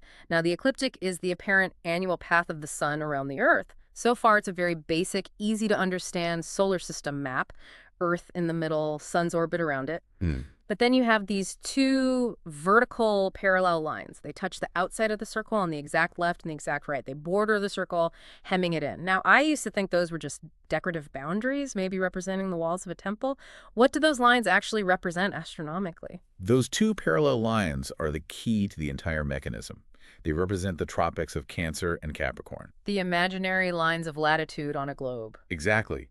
But to the ancients, they were very real boundaries in the sky. They mark the absolute extreme limits of the sun's movement north and south during the course of a year. Because the Earth is tilted, the sun doesn't just trace the exact same circle every day. Oh, it wanders. In the summer, it rises higher and further north, but it can only go so far. When the sun hits that top parallel line, the Tropic of Cancer, it is the summer solstice. It has reached its absolute northernmost boundary. It appears to stand still for a few days. I mean, the word solstice literally means sun stands still before turning around and heading back south. Oh. Conversely, when it travels down and hits the bottom parallel line, the Tropic of Capricorn, it is the winter solstice. It can go no further south. So the entire symbol is a flawless geometric proof of the boundaries of the seasons. It shows the Earth, the sun's orbit, and the absolute limits that prevent the Earth from either burning up by getting too close to the sun or freezing solid by drifting too far away. Beautiful. It's a diagram of cosmic balance, and the text notes an incredible detail about how this math was hidden in plain sight. These two lines, these invisible solstitial points, were later personified in religious traditions to keep the secret hidden but preserved. In the Masonic tradition, for example, these two parallel lines are officially said to represent St. John the Baptist and St. John the Evangelist. And look at the calendar to see how perfectly that fits. The feast day of St. John the Baptist is celebrated on June 24th, exactly at the time of the summer solstice. The feast day of St. John the Evangelist is celebrated on December 27th, exactly at the time of the winter solstice. That's no coincidence. They literally replaced the astronomical tropics with human saints. They clothed the math in theology to preserve the open secret. What's deeply fascinating here is the sheer resilience of the symbol. Think about it. The physical reality of the solar system's tilt was observed. It was encoded into a geometric shape. It was passed down through secretive stonemason guilds over centuries. It was absorbed into Christian religious iconography. And yet the math behind it, the actual geometry of the solstices, never changed a single degree. The wrapper changed, but the data survived perfectly intact. It speaks to the absolute genius of the ancient architects of these symbols. They knew that empires would fall, languages would die out, and religions would shift. But the geometry of the solar system is eternal. By anchoring their symbols to the stars, they ensured their knowledge would outlast any human civilization. Let's do one more symbol from this masterclass section. It's called the Ladder of 7 Rounds. Visually, it's a ladder with 7 steps. And according to the text, in the deepest initiatory traditions, each rung of the ladder is theoretically made of a completely different metal. And these metals represent different planets, increasing in purity and brightness as you climb up. Yes, the text details this beautiful synthesis of alchemy, astronomy, and theology. You start your climb at the very bottom rung. This rung is made of lead, a heavy, dull metal, which represents the slow, dark, distant planet Saturn. Then you take a step up to the second rung, made of copper, representing Venus. You step up to quicksilver for Mercury, then tin for Jupiter, iron for the martial planet Mars, silver for the bright moon, and finally, at the very top, the highest, most glorious round, you have pure gold, which represents the radiant, life-giving sun. It's a literal stairway to heaven, but it's not a vague, cloudy, spiritual heaven. It's a very specific, astronomically accurate map of the planetary spheres as the ancients understood them. And the text connects this geometric ladder directly to the massive architecture of ancient Babylon. It does, and the physical parallel is stunning. The author points out that this exact symbolic ladder perfectly mirrors the great temple of 7 spheres built in ancient Babylon by King Nebuchadnezzar. Wow. That physical temple wasn't just a building, it was a massive ziggurat, a towering stepped pyramid built with exactly 7 stages. And we know from archaeological records that each stage was painted a different specific color corresponding to the exact same 7 planets in the exact same order as the symbolic ladder. That's incredible. The massive base of the pyramid was painted black for Saturn, representing the dark depths of the winter solstice. And as you climbed the physical pyramid, you finally reached the summit, which was covered entirely in plates of blinding gold, representing the sun at the absolute height of its summer glory. That blows my mind. So whether you are a modern initiate closing your eyes and visualizing climbing the symbolic ladder of 7 rounds in a lodge, or you are physically walking up the massive stone steps of a Babylonian ziggurat thousands of years ago in the desert sun, you are walking the exact same astronomical path. You are. You are tracing the progress of the sun climbing from its lowest, darkest point in the dead of winter up through the planetary spheres to its highest, most powerful glory in the summer solstice. And that profound synthesis is what makes this text so compelling. It demonstrates with architectural and historical evidence that across thousands of years of human history, across vast geographical distances separating completely different cultures, and across seemingly contradictory religious and philosophical systems, the underlying alphabet of symbols remained exactly the same. Yeah. The language survives because it wasn't based on arbitrary human opinions. It was based on the immutable, observable laws of the physical universe. So we have covered an immense amount of ground here. We started with phallic steeples, we went through the blood-red star of the scorpion, we unpacked the golden planetary calculator of King Solomon's temple, and we climbed the Babylonian ladder of the stars. It's a lot to take in. It is. Yeah. What does this all mean for you listening right now? We started this deep dive by talking about how this specific knowledge completely changes how you walk down the street. When you finally understand these symbols, when you know that a church steeple is an ancient pagan marker of solar ownership, when you know that twin pillars guarding a doorway represent the vital mechanics of the sun and the moon, when a simple circle with 2 parallel lines on a building facade tells the epic mathematical story of the solstices, it lifts a veil. It does. It removes the scales from your eyes, as Jordan Maxwell put it so perfectly in the foreword. You are no longer just looking at pretty classical architecture or random clever corporate logos. You are walking through a modern 21st century city, but you are finally reading a 3,000-year-old language of astrophysics, seasonal survival, and celestial mechanics written in stone, steel, and glass. And understanding that deep, unbroken chain of human knowledge leaves us with a final, very profound reflection for you to mull over. We've seen how meticulously our ancient ancestors felt compelled to encode their highest understanding of astrophysics, of time, of survival, and of political power into the very architecture of their temples, the sprawling designs of their cities, and the secretive logos of their builder societies. Right. If they did that with stone and brass to mirror the stars, what fundamental scientific or societal truths are we unconsciously building into our world today? What are we encoding into our massive, modern skyscrapers of glass? That's a great question. What power structures are we building into the invisible architecture of the internet, into the sprawling server farms, and into the hidden algorithms that silently govern our daily lives without us even realizing it? What massive open secrets of the 21st century are staring us in the face right now, waiting for archaeologists to decode them 3,000 years from today?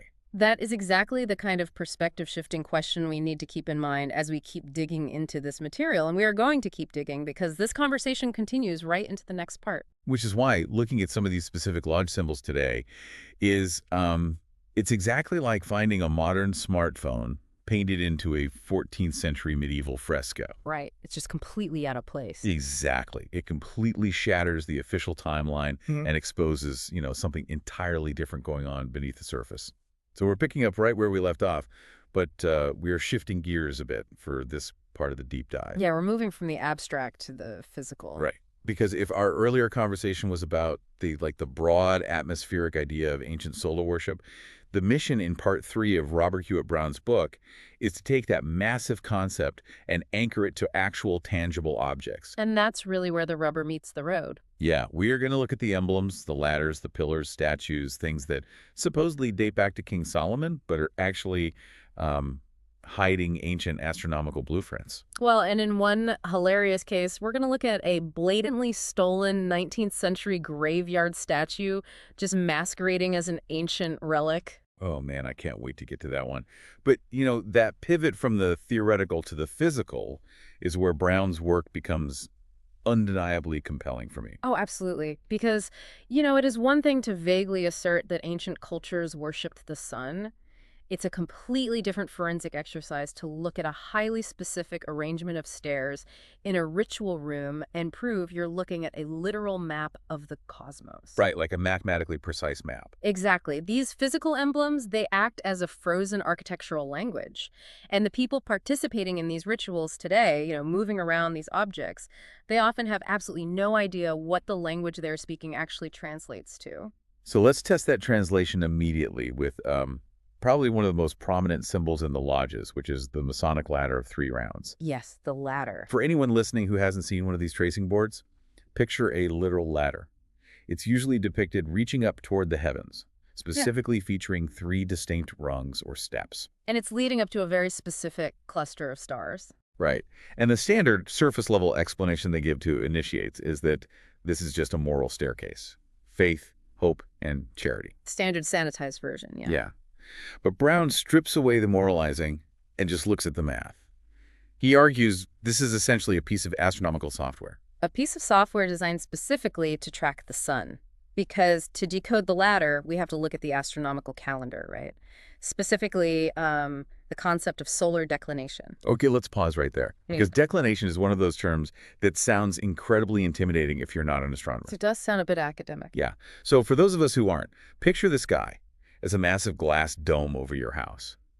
If you go outside in the dead of winter, say, late December, the sun never gets very high in that dome, right? It stays low. It basically hugs the southern horizon.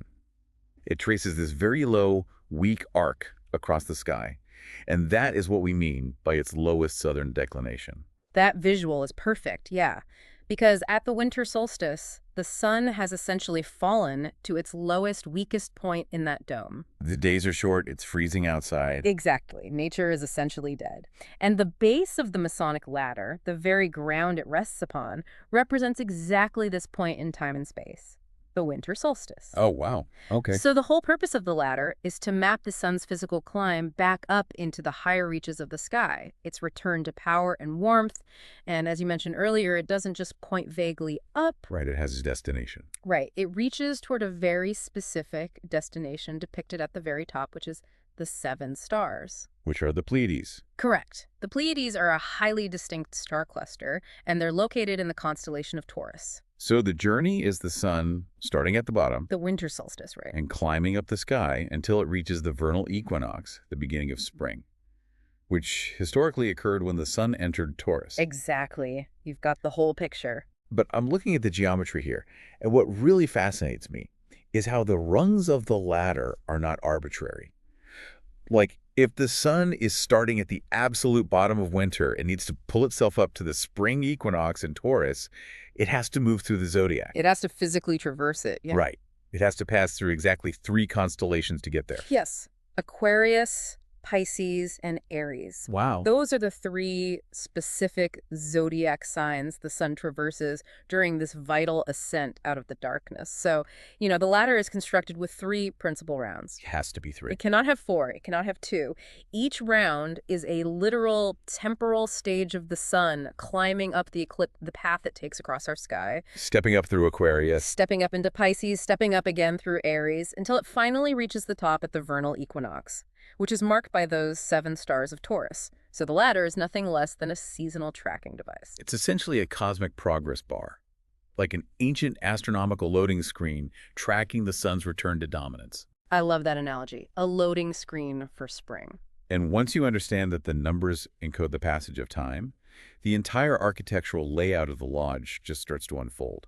Because the ladder's 3 rounds naturally lead us to another massive physical set piece, which is the winding stairs. Oh, the winding stairs are fascinating. Yeah, because the legend associated with these stairs dictates that they must always be grouped in highly specific numbers.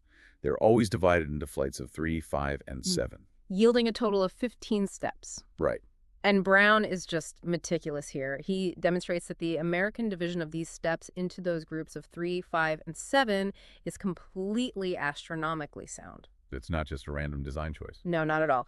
The numerical grouping is a coded formula related to the phases of the moon and the calculation of ancient solar calendars. But honestly, even more important than the number of stairs is where they are situated. Spatially, right? Yeah, in the spatial layout of the ritual. These stairs are always conducted between the two great pillars of the porch. Okay, so these are the pillars supposedly modeled after the Temple of Solomon. But again, Brown argues they aren't merely structural supports, right? Like they aren't just holding up a roof. Right, they are celestial markers. And we can even look at writers who actively resisted Brown's theories to prove this. Oh, like hostile witnesses. Exactly. Take Dr. Oliver, a very prominent Masonic scholar who attempts to assign purely moral meanings to the lodge. Even he is forced to concede the astronomical roots of these structures. What does he admit? He admits the two pillars represent the equinoctial points. Okay, let's unpack equinoctial points for you listening because we are talking about invisible architecture here. It's a bit tricky to visualize. Yeah. So imagine the Earth's equator projected out into space as a giant ring. Now imagine the sun's path throughout the year as another ring. Because the Earth is tilted, those two rings intersect at exactly 2 points, forming a giant X in the sky. A cosmic intersection. Right. And those two intersections are the equinoxes, spring and autumn, the only 2 days of the year when light and dark are perfectly equal. And in ancient cosmology, those two massive invisible intersection points in the sky were viewed as the great hinges of the universe. Hinges. Wow. Yeah. They believed the entire grand semicircle of the heavens appeared to rest upon them. That is why they are physically represented as massive pillars. So putting the ritual together, the initiate climbs these 15 winding stairs, which represent the calculated passage of astronomical time. Right. And then they pass through the pillars of the equinoxes.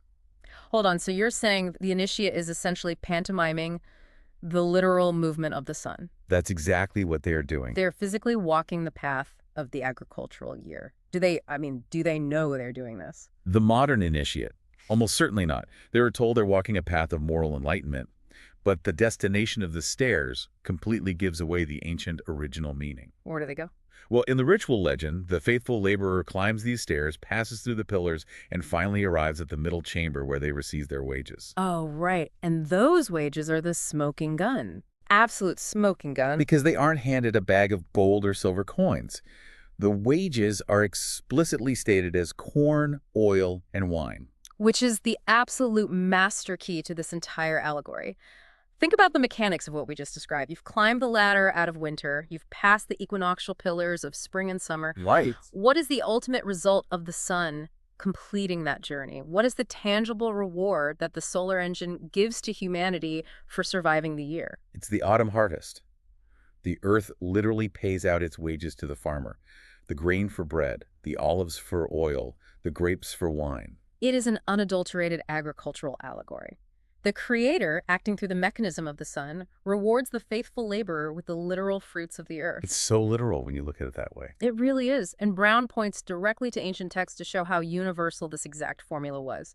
He pulls from the Hebrew scriptures, specifically Psalm 104, verses 13 through 15, to demonstrate that this triad of rewards, corn, oil, and wine, was the standard ancient metric for divine blessing. Actually, I have that exact passage here. Let me read it. Go for it.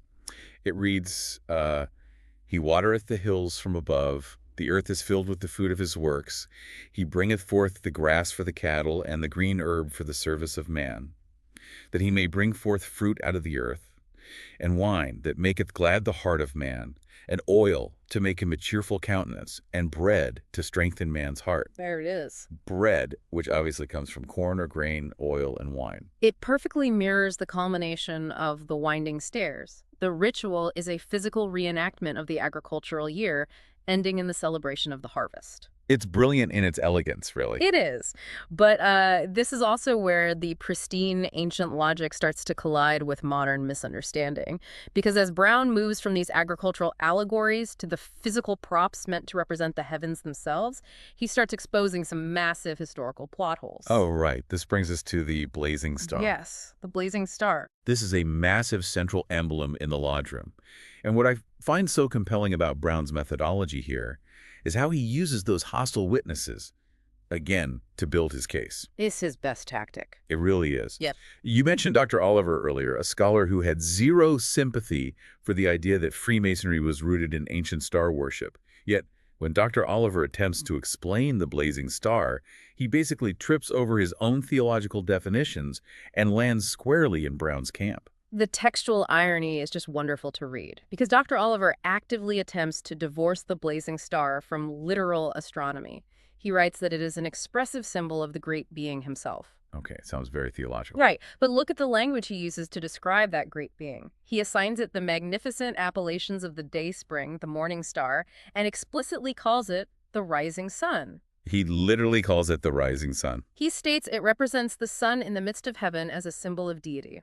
You cannot point to a giant star emblem, call it the rising sun in the midst of heaven, and then claim with a straight face that it has absolutely nothing to do with ancient solar worship. It's entirely contradictory. The sun, at its zenith, is the ultimate universal representation of the Creator's power in this system. Dr. Oliver proves Brown's thesis by trying to deny it. Exactly. He paints himself into a corner. But while the blazing star aligns perfectly with the ancient solar model, Brown uses this same historical rigor to expose a glaring anachronism regarding those two pillars we just discussed. Oh, the anachronistic globes. This is where the detective work gets highly entertaining. Yeah, so imagine you're walking into a modern lodge or looking at a historical tracing board.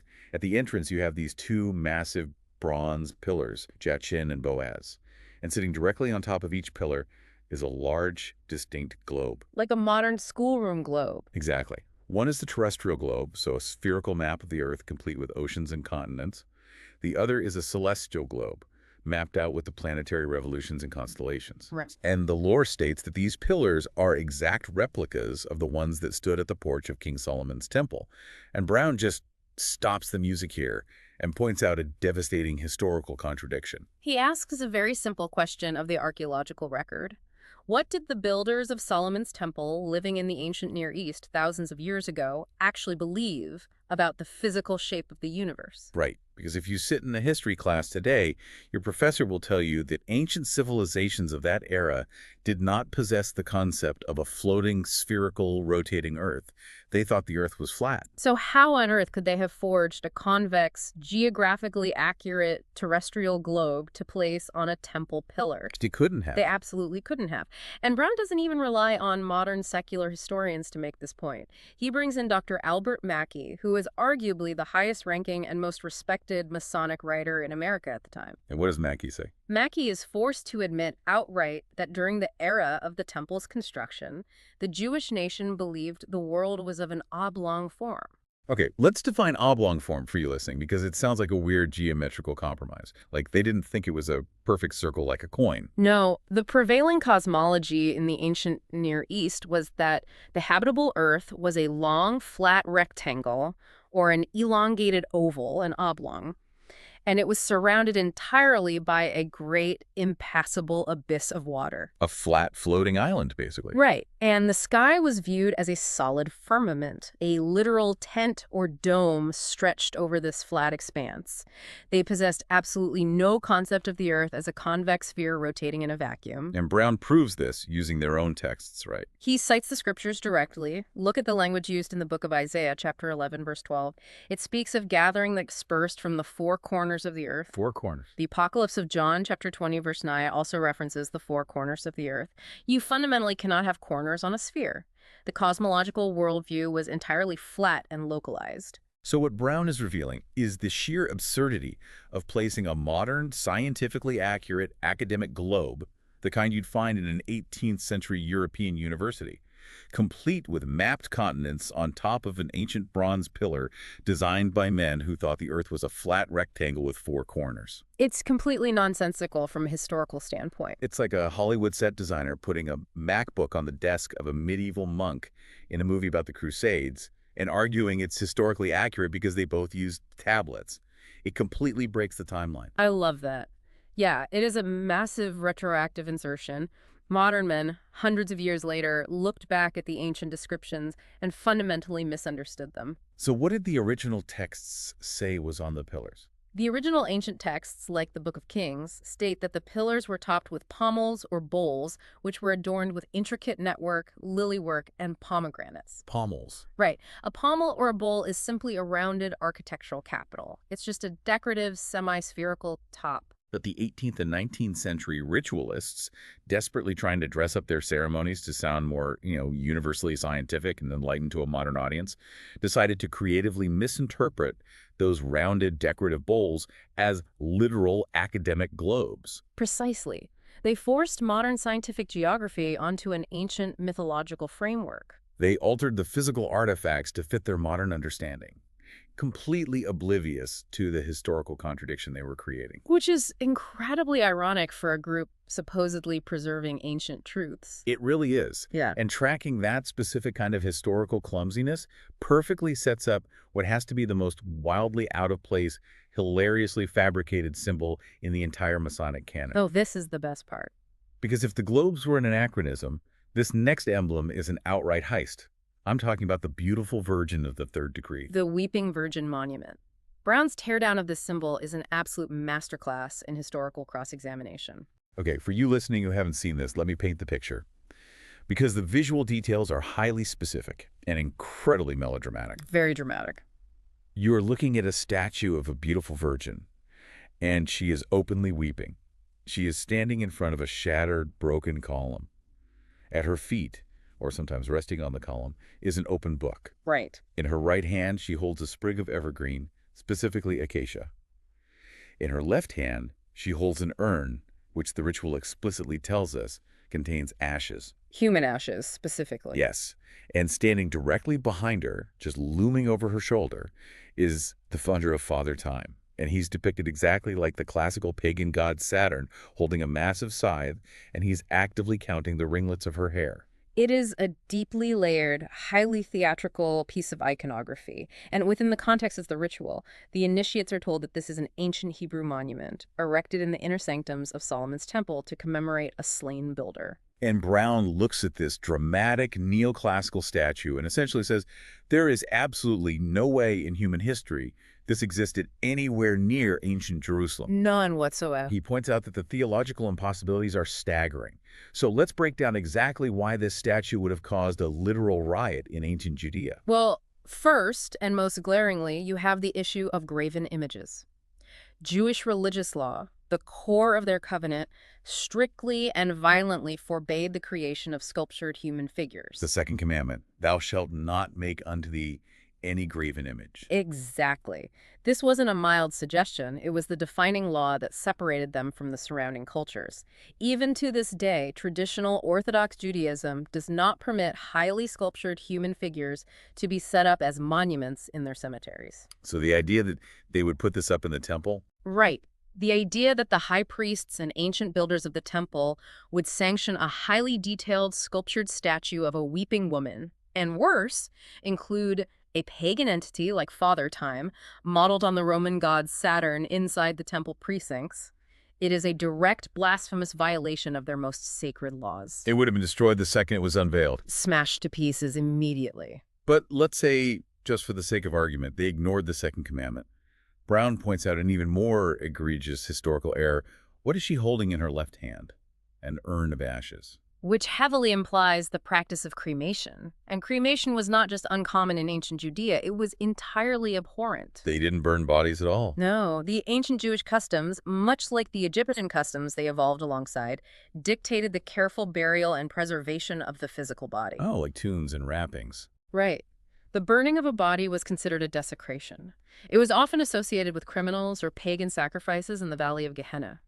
To present an urn of human ashes as a sacred, honored Hebrew relic is historically tone-deaf to an absurd degree. So we have a forbidden graven image holding forbidden cremated remains. And it gets worse. Oh, right.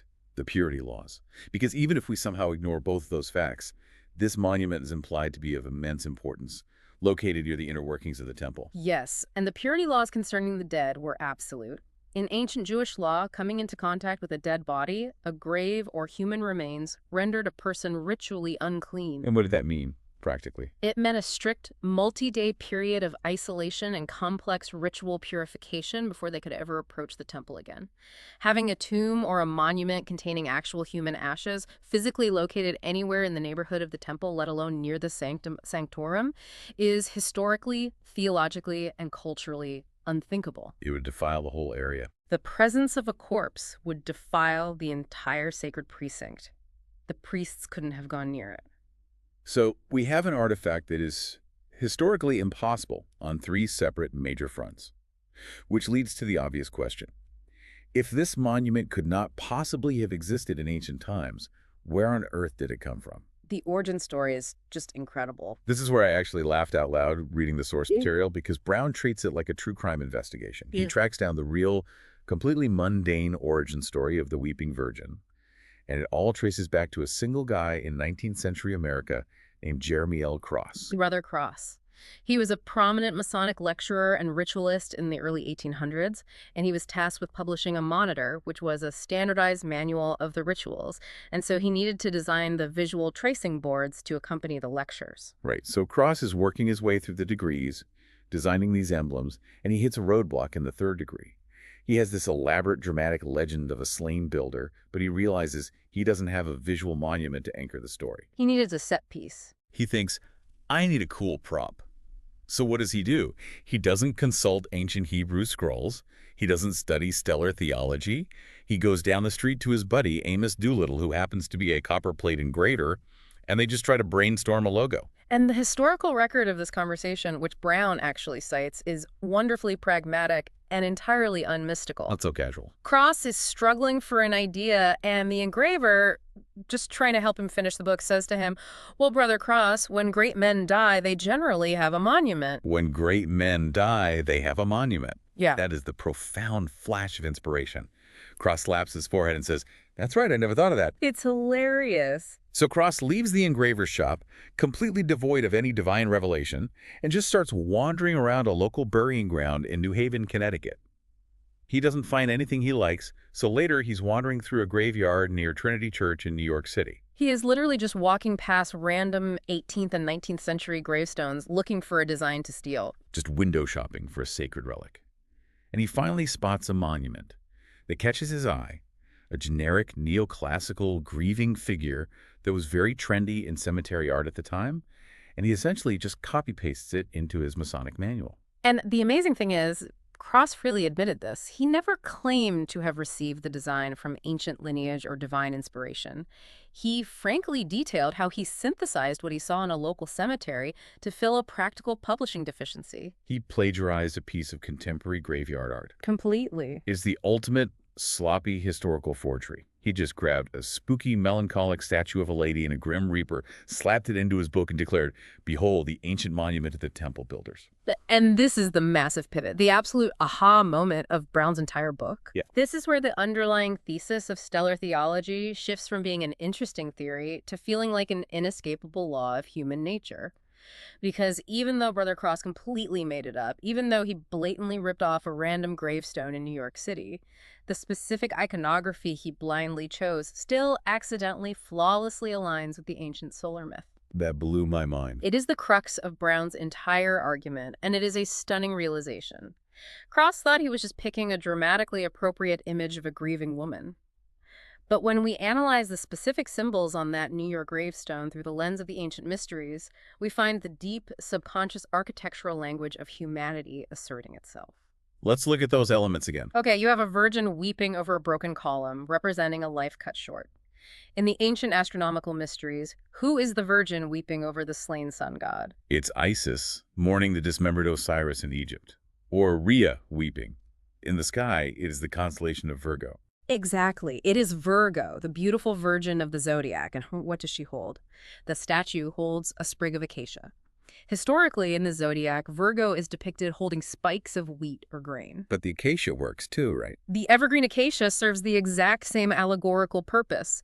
It is the symbol of enduring life, the promise that nature will return even after being cut down. And who is the figure looming behind her? Father Time with a scythe? That is literally Saturn, Kronos, the god of time, holding his harvesting scythe. Yes. In the ancient Dionysiac and Osiris mysteries, the personified sun god is slain at the autumnal equinox, cut down by the passage of time. His female counterpart Rhea, Isis, or Virgo, goes in search of the body, weeping over the loss of the sun's power. So the symbolism that Jeremy Cross blindly stumbled into in a New York graveyard perfectly flawlessly replicates the ancient astronomical allegory of the autumn equinox. The sun is cut down by Saturn's side and mourned by the harvest virgin, Virgo. Cross had absolutely no idea he was doing this. He wasn't secretly an adept of Egyptian star lore. He just thought a weeping lady and a guy with a scythe looked sufficiently sad and dramatic for a book about a slain builder. But the symbols prevailed anyway. They did. So Brother Cross accidentally proved the stellar theory by copying a grave. But that leaves a massive glaring question that I know you listening are asking right now. How does this happen? If humans keep accidentally building things that perfectly align with the stars, is there something in the fundamental math of architecture that forces this to occur? How do you unintentionally invent an astronomical calendar? Exactly. Well, to answer that, we have to look at the mechanics of ancient architecture compared to modern invention. Ancient temples, as Brown points out, were not built like modern churches or lodge rooms, where the primary purpose is to sit and listen to a sermon or perform a localized play. They weren't just auditoriums. No, ancient temples were massive, highly engineered instruments of science. They were deliberate astronomical observatories. Right, and Brown points directly to the Great Pyramid of Egypt as the ultimate example of this. Yes, the Great Pyramid is not merely a tomb. It is an astronomical tool.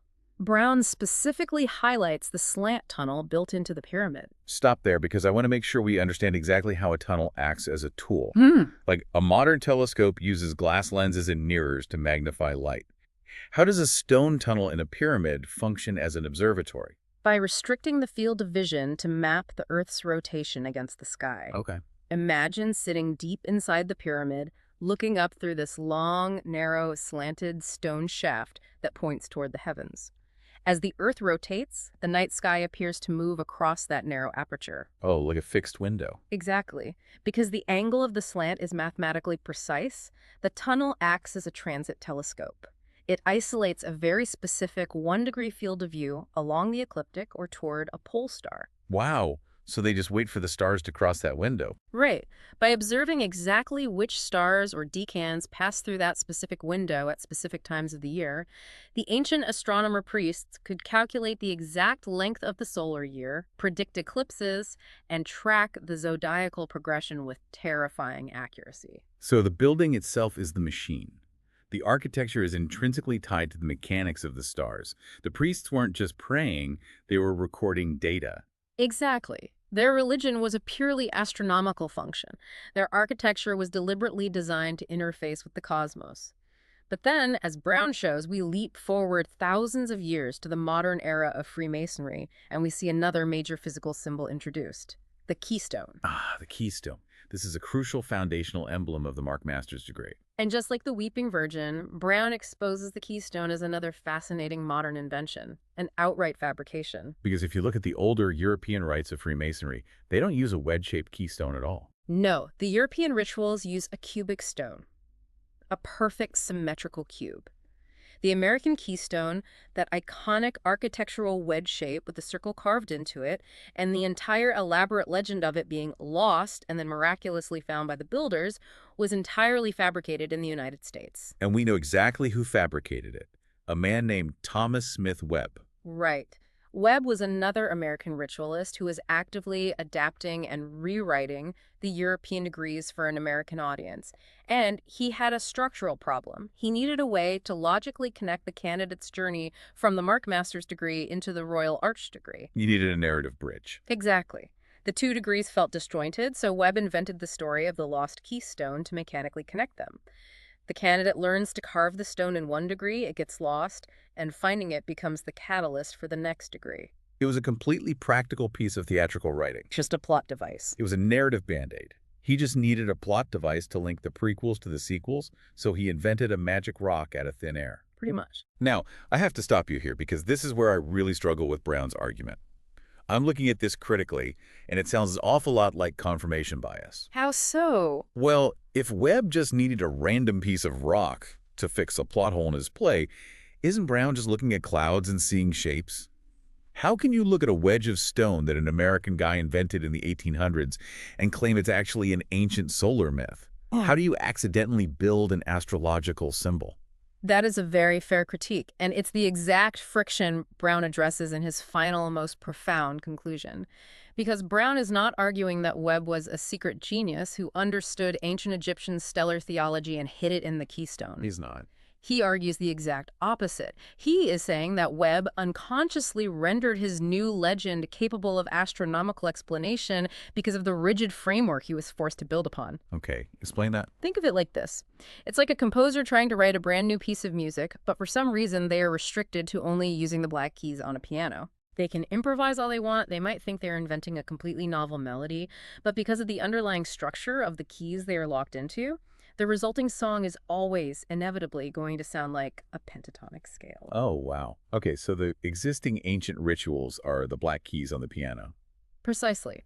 The fundamental structure of the Masonic ritual that Webb inherited, the east to west movement across the lodge floor, the pillars representing the equinoxes, the overarching allegory of death in winter and resurrection in spring, that entire foundation was already an ancient, mathematically precise astrological house. It was already a pentatonic scale. Right.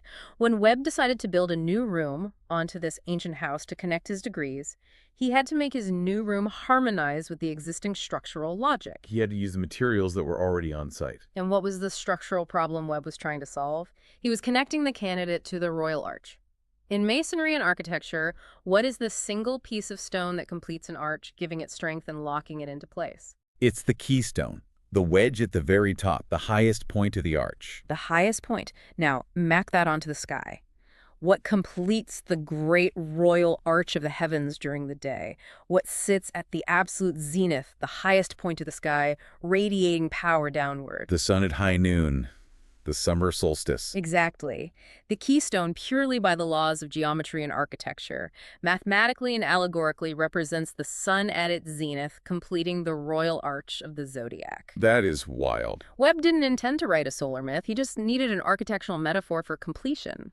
But because the foundation he was building on was an ancient observatory, the architectural metaphor he chose was inevitably pulled right into the correct astronomical orbit. The deep gravity of the ancient symbols forced his invention to align with the stars. Exactly. That is an incredible concept. Yeah. The gravity of the ancient symbols. It's like the architecture of the cosmos is the underlying source code of human psychology, and you cannot escape it no matter how hard you try to modernize it or fake it. It's hardwired into us. If you try to build something that feels important or sacred, your brain automatically reaches for the geometry of the solar cycle, because that is the oldest rhythm we know. It's the original template. Which brings us to the ultimate takeaway as we synthesize this deep dive through part 3.